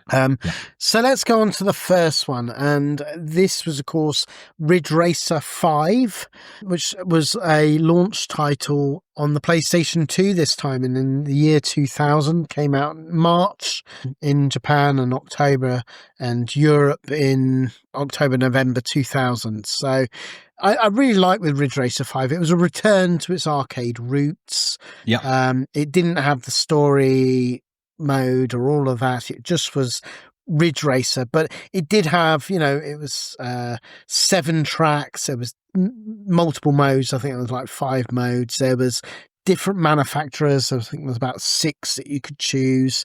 One of the things they dropped Reiko Girl for Ai Fukami, and that was a bit upsetting for people at the time, but it didn't really bother me. I'm not too sort of caught up with it. But this was 60 frames per second. It looked beautiful on the PS2. I mean, it really was. I miss the days when you got a new console and it was felt like a true step up. Yeah. Gone are those days, just iterations, isn't it? But I mean, what's your memories of Ridge Racer 5? Yeah, obviously, I didn't get a PlayStation. I resisted a long while about getting the PlayStation 2 because I was so involved with the PC at that point that there wasn't initially enough that lured me into it. It was like, because I had the GameCube, right? So, yeah, as usual, you can normally only choose one of the 3, can't you? You had the Xbox out, you had the PS2, and you had the GameCube. So I resisted and I resisted. But eventually I gave in when I saw Ico and Shadows of the Colossus. So that was the games that real exclusive titles draw me to a console. And if it doesn't have them, I'm not really interested. I know this is exclusive, but it's a racing game. How much more did I want out racing games at that point?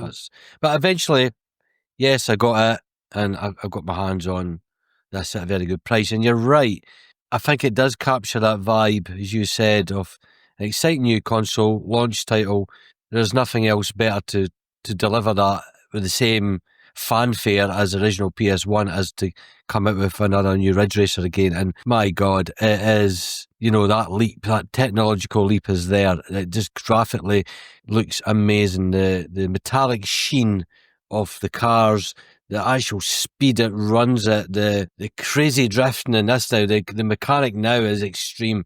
Took me a minute, as I said, because I was playing Ridge Racer games back to back, and I was snaking it and S-ing the skidding. It takes a while, doesn't it? It takes a while to, and I was coming in last in the tracks, but once I got the hang of it, it's just a great version. It's a modernised version of Ridge Racer, and therefore you've got 2 of the tracks from the original game and another 5 brand new exclusive courses to... And they look so good, isn't it? Like you got the train, like monorail train going overhead, and It's they're all really using the power It's all of that, the PS2. again, you used to always be impressed by ancillary things going on in these games, like whether it be the helicopter or the whatnot, But what I do like about it is, see when you go through the tunnels in this, Yeah. it looks exactly the same as how it felt when you originally played Ridge Racer way back in the arcade back in the day, right? And they've just modernised it for your old eyes to make you see it all over again Yeah. with your old eyes in a new way. That's all it's done. So to see the revitalised original track is just absolutely fun. Rather than going, oh, it's the same frickin' track again. I've seen it in so many versions. It needed to come back, that iconic design, and see it, and with the modern graphic capabilities of the Oh, PS2. very much so. I mean, I really enjoyed going back to this one because I'll be honest, it always goes to the bottom of the pile normally because obviously some of the later ones on later consoles are always my go-to because they're quite, with a lot of these Ridge Racer games, they're sort of like tweaking and improving, certainly graphically, as it goes on. Certainly at this point, this is less revolutionary, isn't it? Once you get to this era of the Ridge Racer series, they're more like improving on what went before. But yeah, I was really enjoyed going back to this. It looks fantastic. I love the little Pac-Man chasing the ghosts and the little nods, on the display boards and things like that, which is awesome. And of course, don't forget this was the one that had the Pac-Man GP Grand Prix. So basically, you could race on like scooters as Pac-Man and the ghosts, which this is awesome. It's isn't funny. It? Yeah. It's cheeky and you don't spend a lot of time on that. Well, I didn't, No. but it's nice, and it put a smile on your face, didn't it? Yeah, no, I loved it. We'll show you some sort of clips. I mean, I wasn't able to play it I couldn't remember how to unlock it. We'll find it in the show notes if anybody wants. But I think you had to. It was the Parktown track. That was it. So you had to get it within a time limit, and I couldn't do it. So, but I'll try and show a clip on the video version for people who watch it. Do you remember what the game did to your memory card as you progressed in the track? No, I can't remember. If you go on the home screen to the management of the memory card, right? It starts off the model of the car, and it changes as your game progresses to different graphics depending on where you are in the game. Just a silly mucking it where it reads the information on your card and accordingly. Not quite breaking the fourth wall, say on Metal Gear Solid, when Praying Mantis reads the games you've been playing on your memory card and freaks the shit out of you by saying, "Oh, you like a bit Ridge Racer, don't you?" As if, how the hell did you know that? I'm being watched. Yeah, brilliant. Yeah. But no, I enjoyed going back to this one, and I remember back in the day, I was sort of, I loved it. It had great more music tracks, and there was all the endurance modes, and they say you had the cheeky things like the Pac-Man GP and the dual mode, and it felt so much more content, wasn't it? Yeah, it was a proper modern racer at its time. That it showed rival companies. This is the level we're at now. I dare you to be better. Yeah, definitely. And absolutely amazing. And it's amazing as well that the next game, which was only a spin-off, I mean, it was a long while till we got the next official Ridge Racer game, 2004. So you're talking 4 years, which I find crazy that they sort of moved on. But let's just briefly mention before we go on the spin-off game, which was R Racing Evolution. Now, this came out on the GameCube, PS2 and Xbox. So that was a big deal. That was, sacrilege. How dare they go to rival companies? And Exactly. But I remember absolutely loving this. I mean, this one you play as, it was Rico, wasn't it? I think that you played as. You played as her, but it was telling the story of she's basically like this ambulance driver, isn't it, or something? I'm trying to remember, but basically, the guy from Tekken, isn't it, says, "Oh, you should become a driver," and lo and behold, you become a sort of driver. So it's sort of this time it's sort of following. It's more like a racing RPG, isn't it? You're sort of like following her career and story, but I really enjoy it. I mean, I know it's divisive to some people, but I've got fond memories. I remember getting this, and it was one of the times it was the first time I'd been made redundant. This is after I bought it, and I remember just feeling a bit blue, and then just playing my way through this game to its entirety. You know, just on by basically the first day of not having work, you know, and then obviously, you know, rolled up my sleeves to try and find another job. But it was it just has memories of, you know, I just played it solidly, and it sort of really beat away the blues kind of thing. You know, that was it. It was Rena that you played. It was a different woman, but yes, I just thought it was a great story. You know, the RPG elements, it's not for everybody. You know, like the Wagan Midnight Racing people don't all gel with, because I guess it is tweaking things a little bit to tell the story. But I mean, what's your thoughts with this one? Yeah, I got this for the GameCube, so it felt weird. Because I always thought it was synonymous with Sony, you know, so but I suppose I had that with the N64 before, so we have seen it on, but yeah, again, I feel it's like, you know, in some ways, you know, like Never Say Never Again isn't really a James Bond film, right? I feel like this is a Never Say Never Again of Ridge Racer. There's more akin to playing bits of Colin McRae Rally with narrow, you know, like Italian or whatever streets and whatnot, and it's not as much a circuit, but sometimes long but single track, non-looping roads. Which, don't get me wrong, is a great thing, because you don't always want to repeat yourself, do you? And three times a loop on a track. So yeah, it felt more like it was a reaction to V-Rally and Colin McRae than it is Ridge Racer to me personally.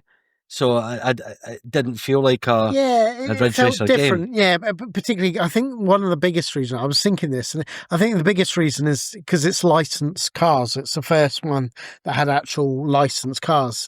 Felt weird that you weren't driving, you were driving things like the Subaru and the Dodge Viper and stuff, and that felt a bit weird, but yeah, probably won't spend too much, because you're right, it is a spin-off, but it is definitely part of the Ridge Racer universe. Oh yeah, and it's still visually good. And also, because I love Ridge Racer so much, I bought this on the Xbox, and then I bought it on the GameCube purely because also it had the Pac-Man Versus as a bonus game, which was really cool, which you could plug in like with your on the game. On the GameCube, you could put it in and then plug in the GBAs, you know, the Game Boy Advances, and you could play as the Ghosts and the Pac-Man. Really, really cool, ahead of its time. So that was quite special. Yeah, I mean, any more you want to say about the Ridge Racer Revolution? It's not terrible by any means, but you know what? I've never really went back to it until playing it for this episode, whereas probably most other ones I've played at some point or another. Yeah. Well, as I say, it's weird to me that after the success of the Ridge Racer 5 2000, that it was so many years, because that, you're right, was a spin-off. It felt different. But it wasn't until 2004 when you had the Ridge Racer DS, which we've talked about, really. That was just a remake of the 64. I mean, it was a good version. I mean, I loved the fact that you could do 6-player multiplayer. That was probably its biggest thing, because, you know, I knew people with the DS, so that was kind of cool. But yeah, I mean, but then you only had the D-pad and things, so it was pros and cons really with that one. But so we won't spend any time really on the DS, because we sort of mentioned it. But probably the next one, I was interested in what you were saying about this, was Ridge Racer on the PSP, because I absolutely adore this version. But I think I'm hearing the reasons that you're sort of saying, but But do you Well, want there's a bit benefit on this, is because if you, I've got my PSP, it's hacked, it's a pain in the arse to sideload the games into it sometimes. Half the days, have to read the instructions, how to do it again, have it on the network, find its IP address, whack things across and whatever it is. It's like, oh, for goodness sake. But at least under emulation on this, you can play this and put it up on a full screen. No, I love that. I guess I have such memories of Ridge Racer PSP. So one, it was a launch title, although this was, and do you know how when you get older you get senile. Because I know on the show I've said before, because it's a moment that really stuck with me, and I always thought it was on the Xbox 360 version of Ridge Racer when we come to that. Right. But I was doing research, and it was actually the PSP version. And so at E3 2006, this was a big moment for me, because you had basically the Sony guy Kaz Hirai, and they were showing it in E3 the 2006, and he's like, it's Ridge Racer, he's like showing, and there was just like you could hear the tumbleweed, the crowd. It was the first moment, and I swear that this was the death knell of arcade racing. And it was because you had basically, particularly the gaming press world, moved on from arcade racing, because they're all a bit sniffy, isn't it? And they'd fallen in love with all these sort of like your Gran Turismos and these, like a million cars, and they just didn't feel excited. But for me, I was the exact opposite. I was most excited about Ridge Racer as I was any arcade racer. And I just think it's a fantastic version. I've got so many fond memories of Ridge Racer on the PSP. It's really just an updated version of some of the best bits from all the other races. There's 24 courses. It's got a world tour. It's got the 8-player multiplayer. That was the most exciting thing, because the PSP you could hack quite easily. It was like through a software mod. So when I was working at the time, I actually knew quite a good group of people that all had PSPs that were hacked. So every lunchtime we would play up to 8 players. Well, that's a good memory. Yeah, so I have so many fond memories from that. But it's a really good Ridge Racer game, and it has remastered versions of all the tracks of every game that's previously happened, which is a great thing. It's like the greatest hits of Ridge Racer all in one racer. Exactly. Well, you say that there's one more, which brings us on to the next one. This only came out in Europe, but on the PSP there's Ridge Racer 2. Okay, so it came out in Japan and Europe. Didn't come out in America for some reason, which I didn't realise until watching a YouTube video of a few years back. This added the missing tracks. There were some tracks missing from Ridge Racer 1. So it's basically the same game. It's got a new full motion video intro and things like that. It's not really any improvements, but if you're going to buy a Ridge Racer game that you want that has every track that existed up to that point, it's still the most complete version of Ridge Racer in one package.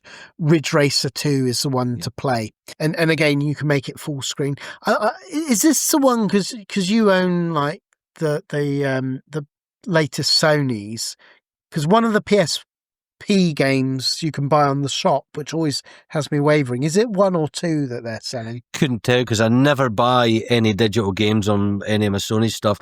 One, the download speeds are utter shite, and 2, well, one's burnt twice shy in that way, where you lose it and you have to buy it again later on. So I've never cared. The only digital games I purchase is Steam, so I can't help you in that, I'm afraid. No, that's fair enough. But actually, I'm going to quickly look up. Just give me a look. Yeah, so I've just been looking here, and in the store you can buy Ridge Racer 2 on the PSP, on like PS4, PS5, and Ridge Racer Type 4 as well, I think you can buy with the PS1 game, and obviously Arcade Archives 2, the Ridge Racer original. So I must admit that has been very wavering for a PS5.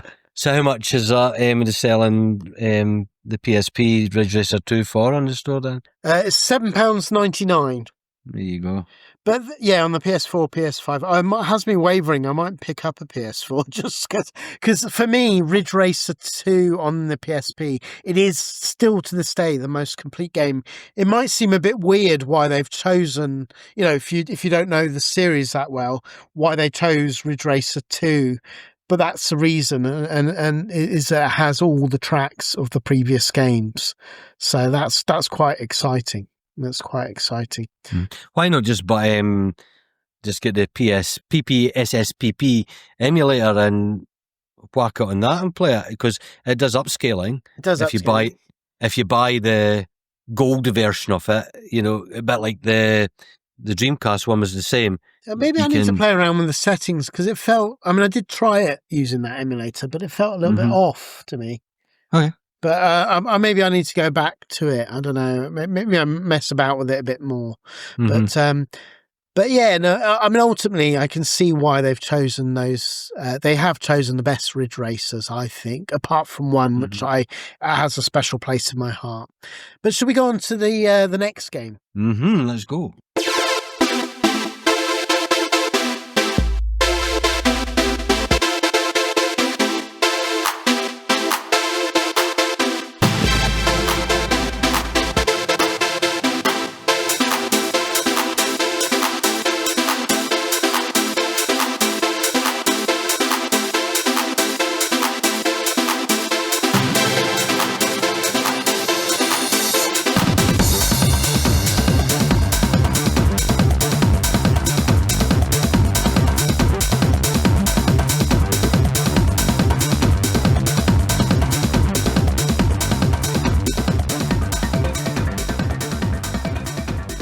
So this was a big deal. In 2005, Xbox and Microsoft finally got, with the Xbox 360, Ridge Racer 6, an exclusive Ridge Racer coming only to the 360 console. This was a huge deal at the time, and it was them really trying to break into the Japanese market and everything. I love this game. I owned a 360. This was one of the first games I played.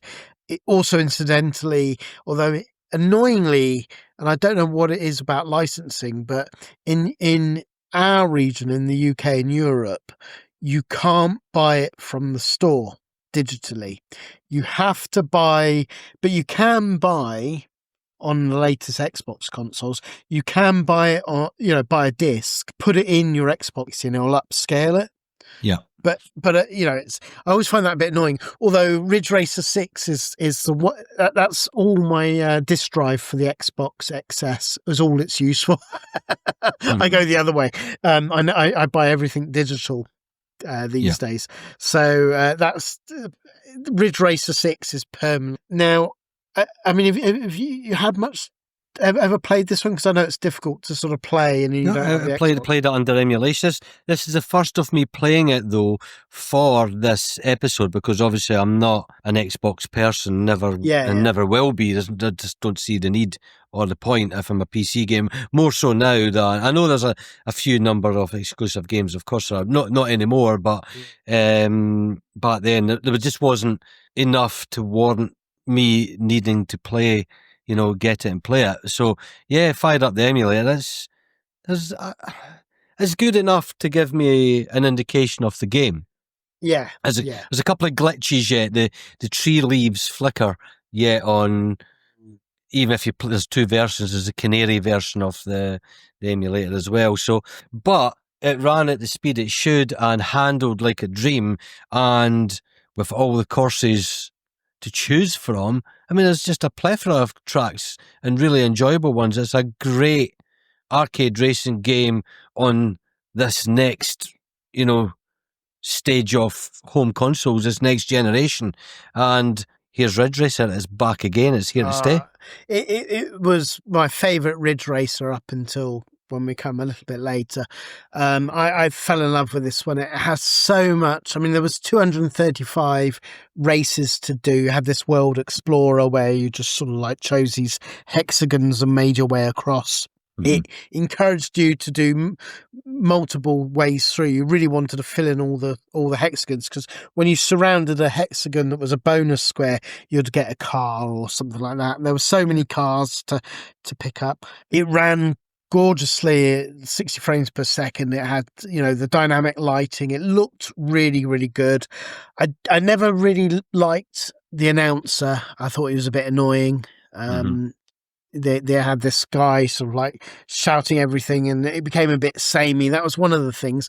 Although you could on this game, and perhaps not a lot of our listeners know this, but you can unlock, the Tekken guy. I forget his name. Is Heihachi or whatever he's called, Mishima.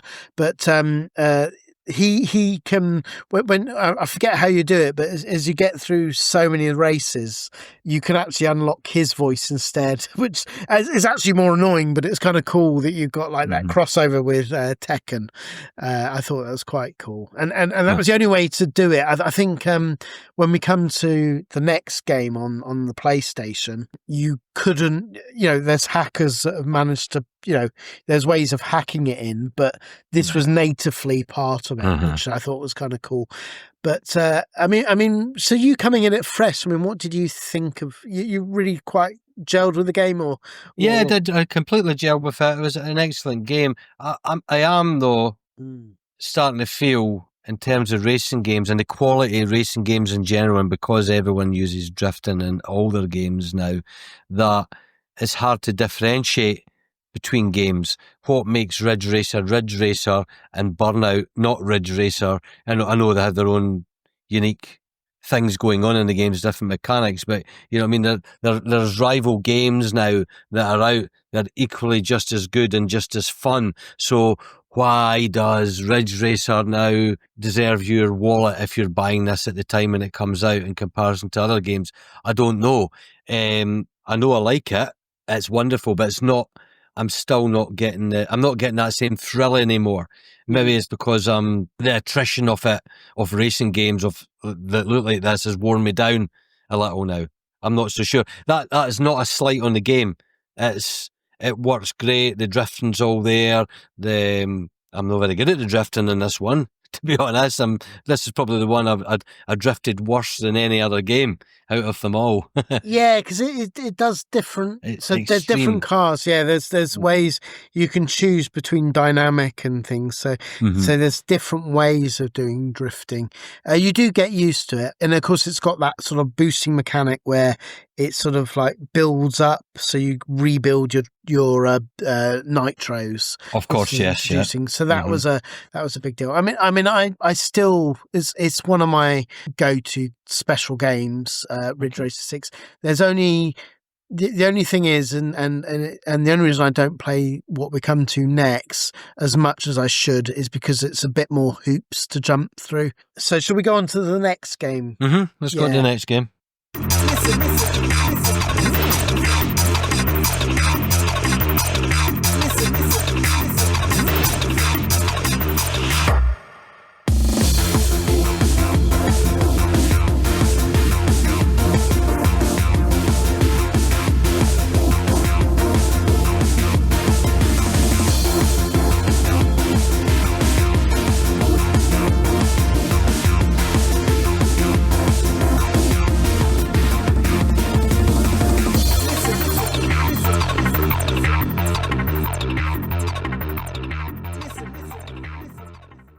Basically, yes, it was an exclusive on with Ridge Racer 6 being on the Xbox, but Sony for the PS3 in the following year got Ridge Racer 7 exclusively for the Sony machine, so it's sort of like back to it. And this is really almost a redone. I mean, it is a sequel, but they basically took all the tracks from Ridge Racer 6. They've increased it. There's about 45 courses this time. You had online multiplayer like you had with Xbox, so you could do with the 14. But they've improved the graphics because of the PS3.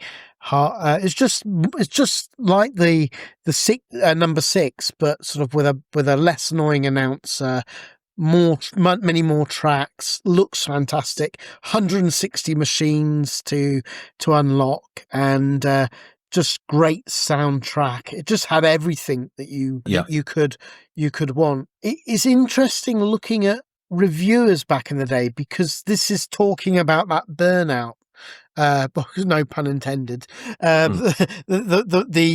People were tiring of this series already, because the criticisms almost across the board was that it was more of the same. It was too safe. They weren't doing anything new. It's just a reiteration of what went before. Whereas me, I adored that. I mean, I admittedly I came to the PlayStation 3 quite late. But this was one of the first games I bought as soon as I did get a PS3, because I was completely in the Xbox 360 world. But, when there were like price drops and it went to the slim version, I picked up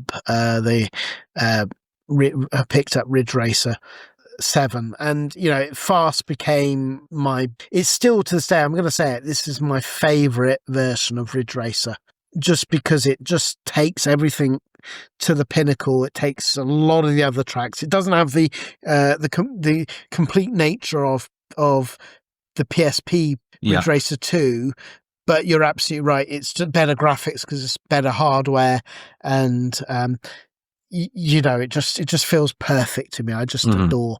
I mean, what's your thoughts with Ridge Racer 7?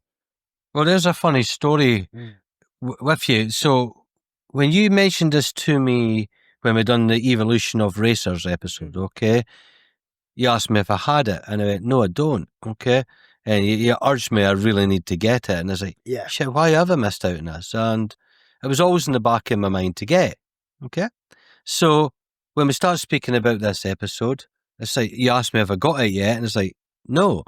And then you just say, well, it does work under emulation if you want to try. It's just a bit of a faff with PS3 emulation, but it does exist. And I was like, oh, Blu-ray ISOs, 50 gigabyte downloads just to get the game. I was like, oh, do I have to? And it's something niggled in my mind, because Garden said he had 2 copies and he was going to send me a copy up as well. Okay. So something niggled in the back of my mind. And I've put them all in Polly Pocket wallets now and got rid of the hard cases just to save real estate, as I've said before. So I was flicking through them like I was in a record shop. Pulls it out. I must have bought it, and I have no recollection of buying it, okay? Like, first world problems. I was like, oh, I do have it. I'm glad Garden forgot to send me up. No dig at Garden, but thanks for remembering, Garden. Well, no, in fairness to Garen, is because we when we did the recording, he said, oh, I'm about to send. I said, well, talk to Kingy, but I think Kingy has found a copy. Ah, right. So blame me. I'm sorry. What's even worse, Paul, just to make I'll be quick, is so I fires it in the PlayStation, one dreading, it's going to got a bigger TV these days. I've thought it's going to look a bit more, a wee bit blockier because I've got a 65-inch TV and that now. Fires the game up, and I've got game saves. And I'm like, Gandalf and Moria. I goes, I have no memory of this place. So I must have played it as well. Right? I was like, insane. Shit. Yeah. It's zero recollection. Absolutely zero, mate. But anyway, it looked beautiful yet, right? It didn't look as bad as I feared that it didn't date. It is a gorgeous looking game. The PlayStation 3 has held the test of time. I'm just so gutted this doesn't run that well on. I mean, it runs okay, but it's got the glitches similar to what you described on the 360 emulation, because it's just the hoops I have to jump through to play it on original hardware, because it doesn't look quite right on emulation to me. There's just the glitches that take you out of the experience. Yes. And then obviously I own it, and I own it on PS3, but my PS3's in storage these days, so right, okay. I've still got the game's special to me, so therefore I have Ridge. I think I've got multiple copies of Ridge Racer 7 as well, just in case one dies. But I adore it. But I'm looking forward to the day when emulation catches up and they get all the PS3 games working really well. Yeah, so for a game I didn't think I owned or have ever played, it kind of brought me back to the PlayStation 3 in general, and I'm going to continue playing this because it needs some TLC and some love. I think it's the best version, really. Yeah, so... No, nothing beats number 1, Paul. Come on, you've got to get into the vibe. I do. I love the first one, but yeah, no, I just for home play, then yeah. I mean, unless you got, because obviously, as good as Ridge Racer 1 is, a lot of it you need the full sit down arcade experience. You do, yeah. Yeah.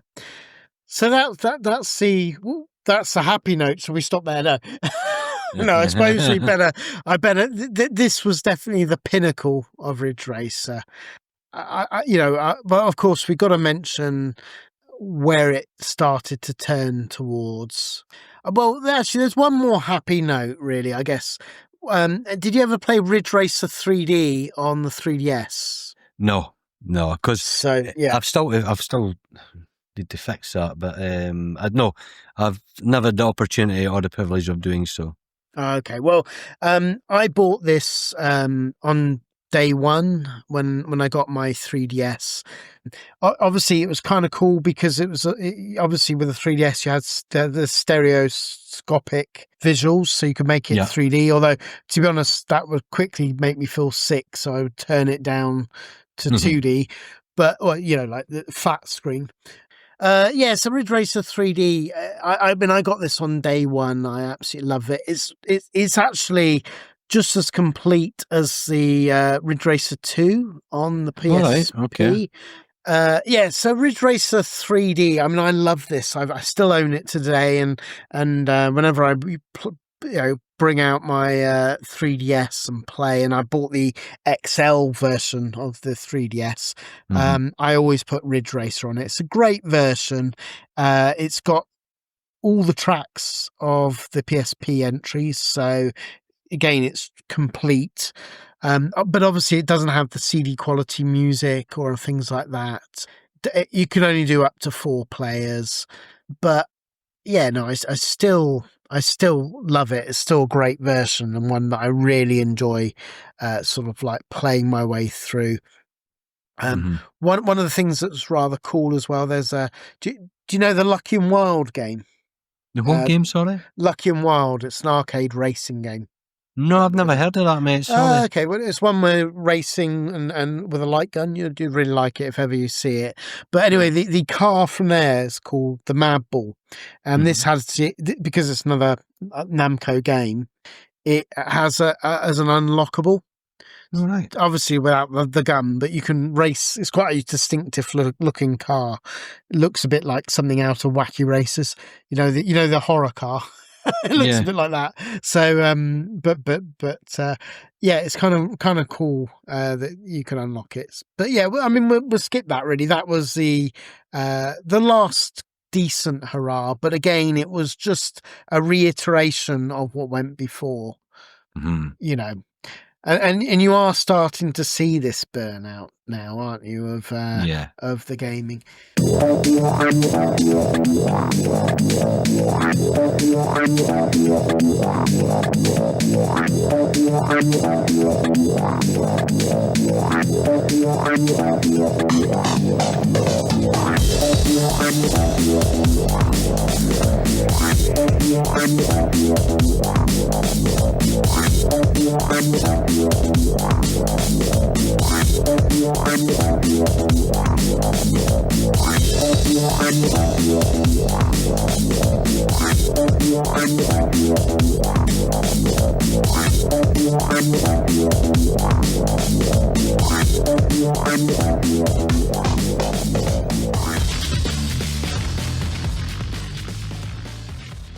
So let's go on, shall we, to the fall of Ridge Racer, and we won't, because we don't want it being too depressing, but we'll spend No, more there's key time. points we need to bring up. There's definitely key points. So the first thing that went wrong was at the same time you had the DS release, 2011, 2012, the PS Vita had a version of Ridge Racer, and I was really excited for Ridge Racer on the PS Vita because, as I've explained, I was such a fan of the PSP versions. I was really excited to see what they would do on the more powerful hardware. Mm-hmm. But if you never played it, it's really, really... it's back to 3 tracks and 5 cars. That's all you get. And this is when you could see the game industry changing, because any additional content you had to buy through digital paywalls, and this was a full price game, so it's like it was really naughty, it was really greedy of Namco to do this, and it just feels such a step back, this idea of basically paying for everything and trying to go down the mobile gaming path. Yeah. So it was such a disappointment after the PSP, but nothing like my disappointment for the next game, which was Ridge Racer Unbounded, which came out in 2012, because a lot of the reviewers back in the day incorrectly, and a lot of the marketing back in the day called it Ridge Racer 8 Unbounded. Never was actually officially called that, but a lot of the references. Yeah. So the excitement was really, really high. It was made by Bugbear Entertainment. It was the first one that didn't involve either Namco or Nintendo for the Ridge Racer 64. But this was the first time that that another third party was making the game. But Bugbear, of course, they had done the rather good Flat Out games, so there was still some hope. Yeah, the Flat Out was a decent series, yeah. So, and I guess it's not a terrible game. It's just not Ridge Racer at all. It's a generic other car destruction physics. Right. It doesn't know what it wants to be, does it? That's its trouble. It is probably the most divisive game. It's completely abandoned its core identity. That's where this issue lies, right? In favour the Burnout or... Yeah, it's more Burnout than Ridge Racer, this, isn't it? And it's... But not as good. Yeah. Split Second. That was the other game I was trying to think. Yeah. Now, Split Second's brilliant, which is close to this, but it captures the thing. Now, the trouble is, we've went Western in this. You're racing in, like, American gritty street racing as well. That's not Ridge Racer. It's taken away the Japanese feel to the game. It was always it was always an Eastern game in that way. So I really didn't take it to that. It's got good visuals, don't get me wrong, and... It's just not Ridge Race. It's just not Ridge Racer. It's just not Ridge Racer. You may as well have taken the name away from it. I just didn't... There were better games copying this style in this subgenre at the point that this was just another... Where other games were trying to copy Ridge Racer, including Burnout, but it added its own element, it tried to then copy the copies, and this is where it failed. And it just... I own it on Steam and it looks all right and all the rest, but I got it cheap. I didn't pay full price for it. I was excited for this. Yeah, I was a day one mug with this one, because anything that said Ridge Racer, I was such a I was such a Ridge Racer junkie. But this was, and I hadn't read. I'd seen previews and I was getting more and more worried, but I didn't think. It was, it just isn't Ridge Racer. It's not a bad game, but there's they've gone away from the Ridge Racer music. It's got licensed cars. The tracks are dingy. It's just too much chaos and destruction. It's a Western designed arcade racer. They should have called it Flat Out something or a new IP. They shouldn't have. You can see what happened. They'd created this game, and then Namco had seen it and thought that's quite good. I tell you what, let us slap the Ridge Racer name on and make more sales. And that is cynical, isn't it? But that's the reality. It is, but there's the thing for them though. There is the case of damned if you do and damned if you don't, right? Here's us, even us said, it's more of the same. We've used that wording. Critics have used that wording on the series as it's evolved. It's just Ridge Racer, it's just Ridge Racer. Okay, we take your point, we take your criticism. Let's evolve it in and give us this. And we go, it's not Ridge Racer. I know. you can't win, eh? Money old shits that can't ever be pleased, But no, if I took the title out of the game and made you play it, you'd think it's... you would never have made any reference to Ridge Racer whatsoever. Yeah, in and this. that's the thing it's just not Ridge Racer in any shape, way, or form. I think they could have done interesting differences in the same way R4. I mean, personally, I would have gone like, people were tiring after Ridge Racer 7. I mean, I personally would never tire if they came out with Ridge Racer 8 on like all the consoles and it was just Ridge Racer 7 with better graphics. I would still to this day be over the moon. That's me though, I realise. But the gaming market's changed. This is a game to appease the millennials. And that's how it was. But it didn't please anybody because you're right. It wasn't good enough to please your millennials because there were better examples out there, and it wasn't as it peed off all the Ridge Racer lovers because they felt cheated. Yeah, but like it did come with that track editor, the track didn't it? editor's pretty cool, yeah. Right, but it was a kind of bare bones thing, and there was no community sharing tools or anything like that. The things you would expect at this stage in gaming. This is its trouble. If you're going to go all the way. Make it community driven, and that it was just underdeveloped in some parts, and a gross oversight labeling Ridge Racer on exactly. So. It's one that I very seldom go back to just because it breaks my heart. But it's not a bad game. I mean, if people are looking for an arcade racer and they've played some of the others, just forget that it's called Ridge Racer. Just call it like Burnout spin-off, and you'll have a better time. But even Burnout, I think you'd upset because Burnout's quite regarded. So I don't know. Yeah, Burnout, not as good. Knockoff. It's perhaps as what it could be.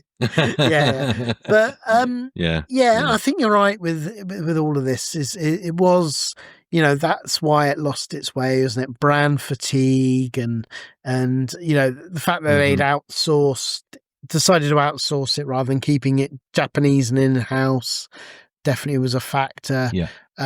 I personally think they should have gone back to more R4, but with better graphics. I think I think that would have been the more sensible direction. I think people would have enjoyed that a lot more. When instead they decided to just completely drop everything that made Ridge Racer. And I suppose more online functionality with high score league tables and multiplayer online and all that would naturally come with Ridge Racer 8 but equally you could be going back to the R4 you had vision that as you on said. 6 and 7, so that wasn't anything particularly new. Yeah. I suppose I'm playing them retrospectively where those services no longer exist now. Exactly. But I mean, definitely, I think that was the way that they needed to go back more. But you're right. As was found by that lack of excitement going back to the PSP announcement on E3, where they screams it's Ridge Racer and there's like tumbleweed sound. I mean, it did become a meme at the day. That was probably the biggest death knell of the series. Was that just the taste of a lot of racers was more about realism, open worlds, licensed cars. I mean, Ridge Race. The Need for Speed was still at its height around this point, but even that was beginning to lose its luster, and certainly gone now. That's gone. But they haven't been very good. The recent ones, but. everybody's more about the sort of like more simulation, open world racing, isn't it? That's just the way the world's gone, unfortunately, which is not annoying because it's not what I enjoy, but.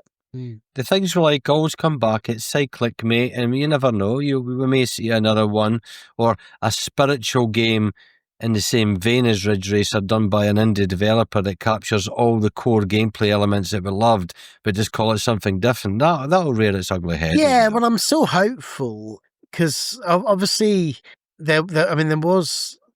Annoyingly, do you remember they announced Ridge Racer 8 on the Switch? In the early days of the Switch. Oh, I forgot about that. Yeah. And then it suddenly disappeared off the radar. But I was so excited. Actually, one of the reasons I bought the Switch when I did was because I had that in the back of my mind. But here we are. We're now on the Switch 2 and no sign of it. So no mention of it either. So yeah, there was some leaked gameplay footage. Yeah, of that definitely that was released this year, wasn't it? Yeah, but just not to be, sadly. But there are obviously emulation stuff like this and people getting these games working, and it's lovely to see, whilst there's not an official Ridge Racer 4 or Rage Racer or Rave Racer.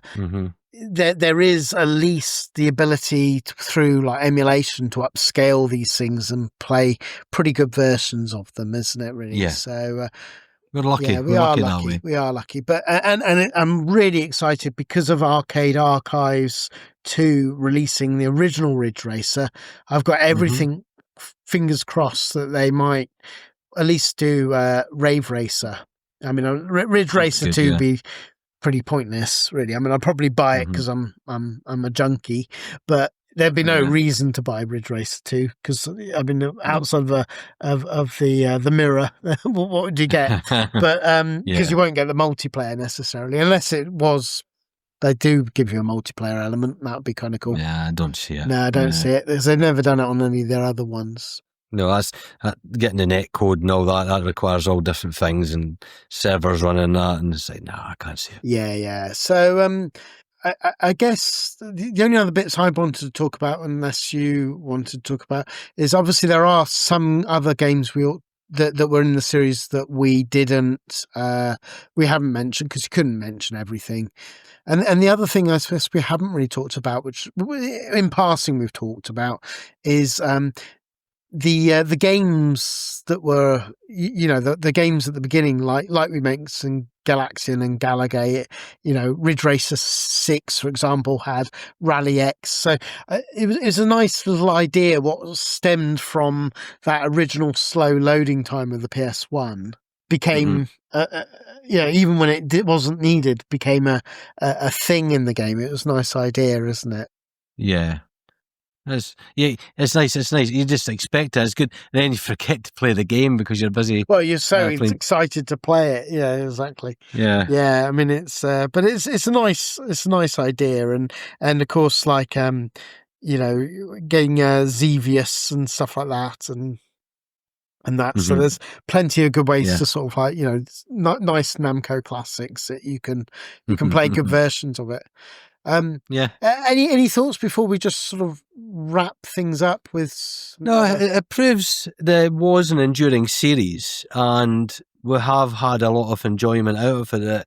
It didn't stagnate after. And normally you have the old saying, the original and the best, but it was a series that did evolve and move on to the next generations of consoles and that. And we've had great fun. So thank you, Namco, for providing such a great series. And we have faith, we have belief that it may return. And you never know what it could be like on the Switch 2 or, the latest consoles, and see what I would love. Like. I'd love to see it. I know Namco made an offer, like just an open offer to people like developers to say, any of our old IP, talk to us because if you put the right pitch, we'll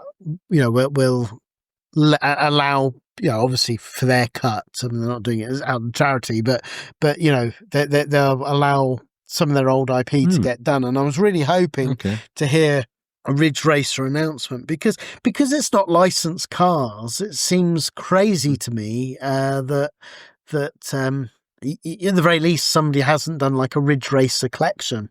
You know, to me there's so many things because I would buy that in a heartbeat. I would be so happy to buy like you know, if you could play all the versions and play your way through. It'd be really everything good. on your Xbox or whatever, and then you'd be a happy man. Yeah, exactly. But you know, I mean, outside of that, Arcade Archives 2 and things. But yeah, I mean, it's just I find it weird. I mean, really, after the very disappointing Ridge Racer Unbound, you know, they went down. They did Pocket Racer, which is in the arcades. Over the, you know, we haven't mentioned that one. The Critical Velocity, which had some of the cars, but totally different game that came on the PS2. There was a weird patchy, what do you call it? The patchy slot. You know, the those slot games that people are addicted to with Ridge Racer stylings and stuff like that. But then they did these horrible mobile games that I don't even want to mention them, but you know, like it just don't work on the iOS, so I'm not even going to bother because I'll have to find footage.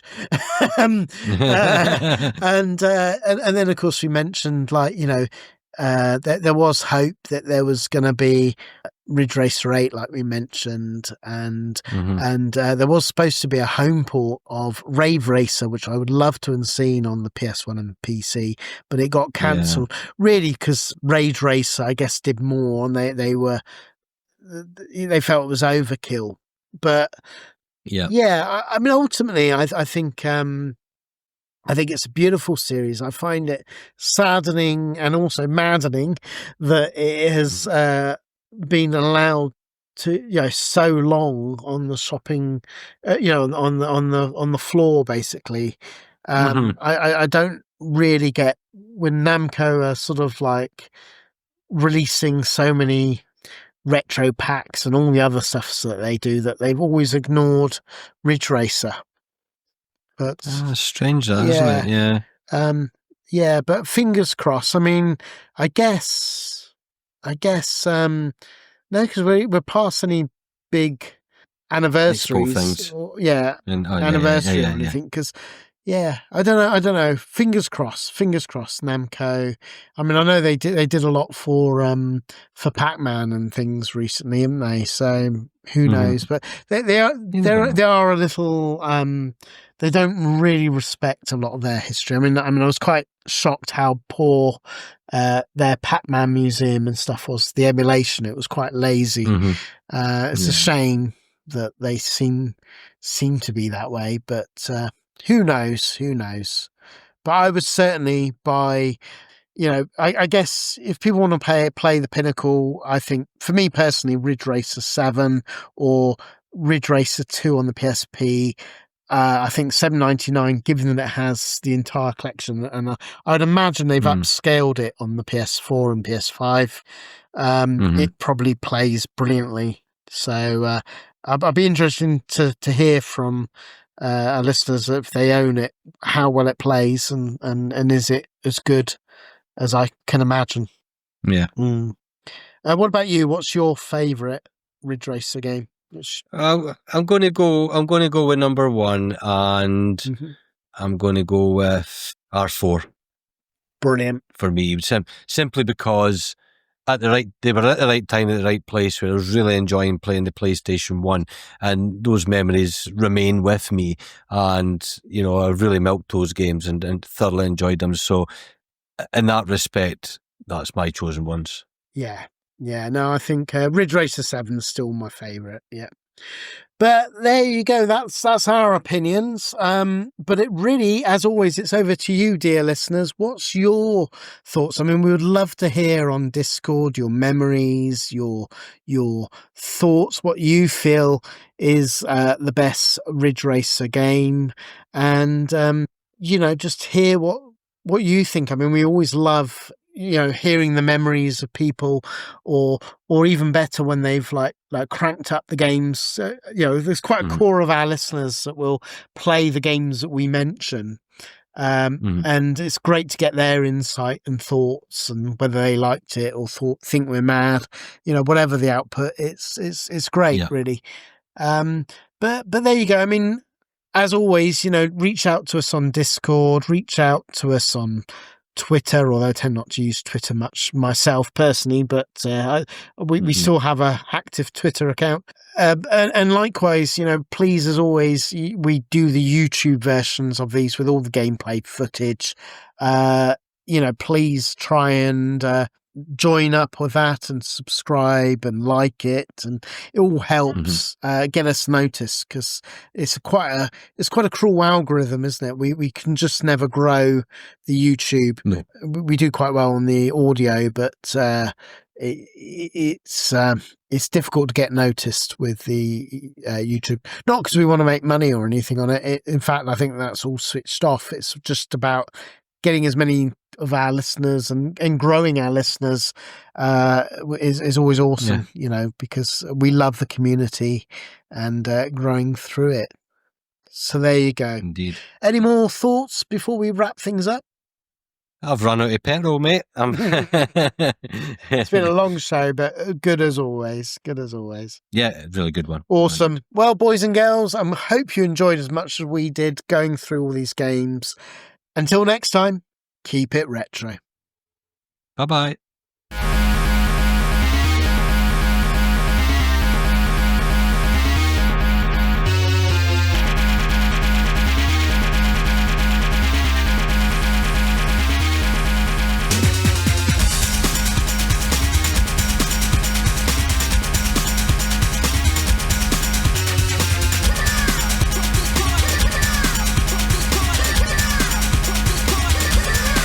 Let it hit 'em.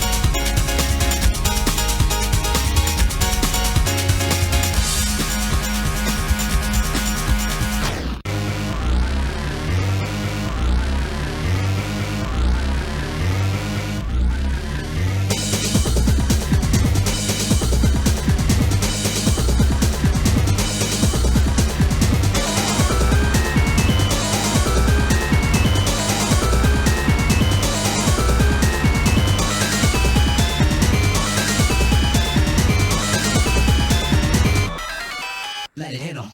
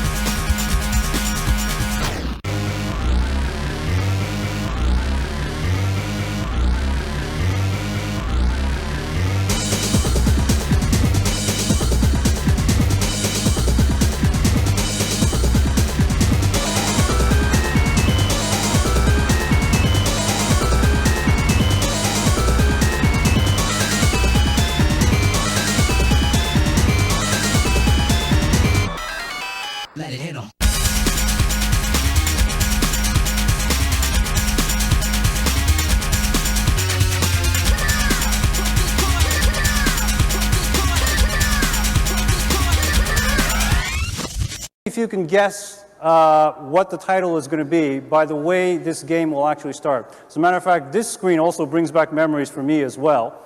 I'm sure it does for some of you, and I'm sure you're dating yourself by saying that you remember. I don't know if you remember this particular opening. This was actually on the original PlayStation game as well when it was loading the game. Of course, I'm not a very good player even there. Game is powered by Namco. It's Ridge Racer.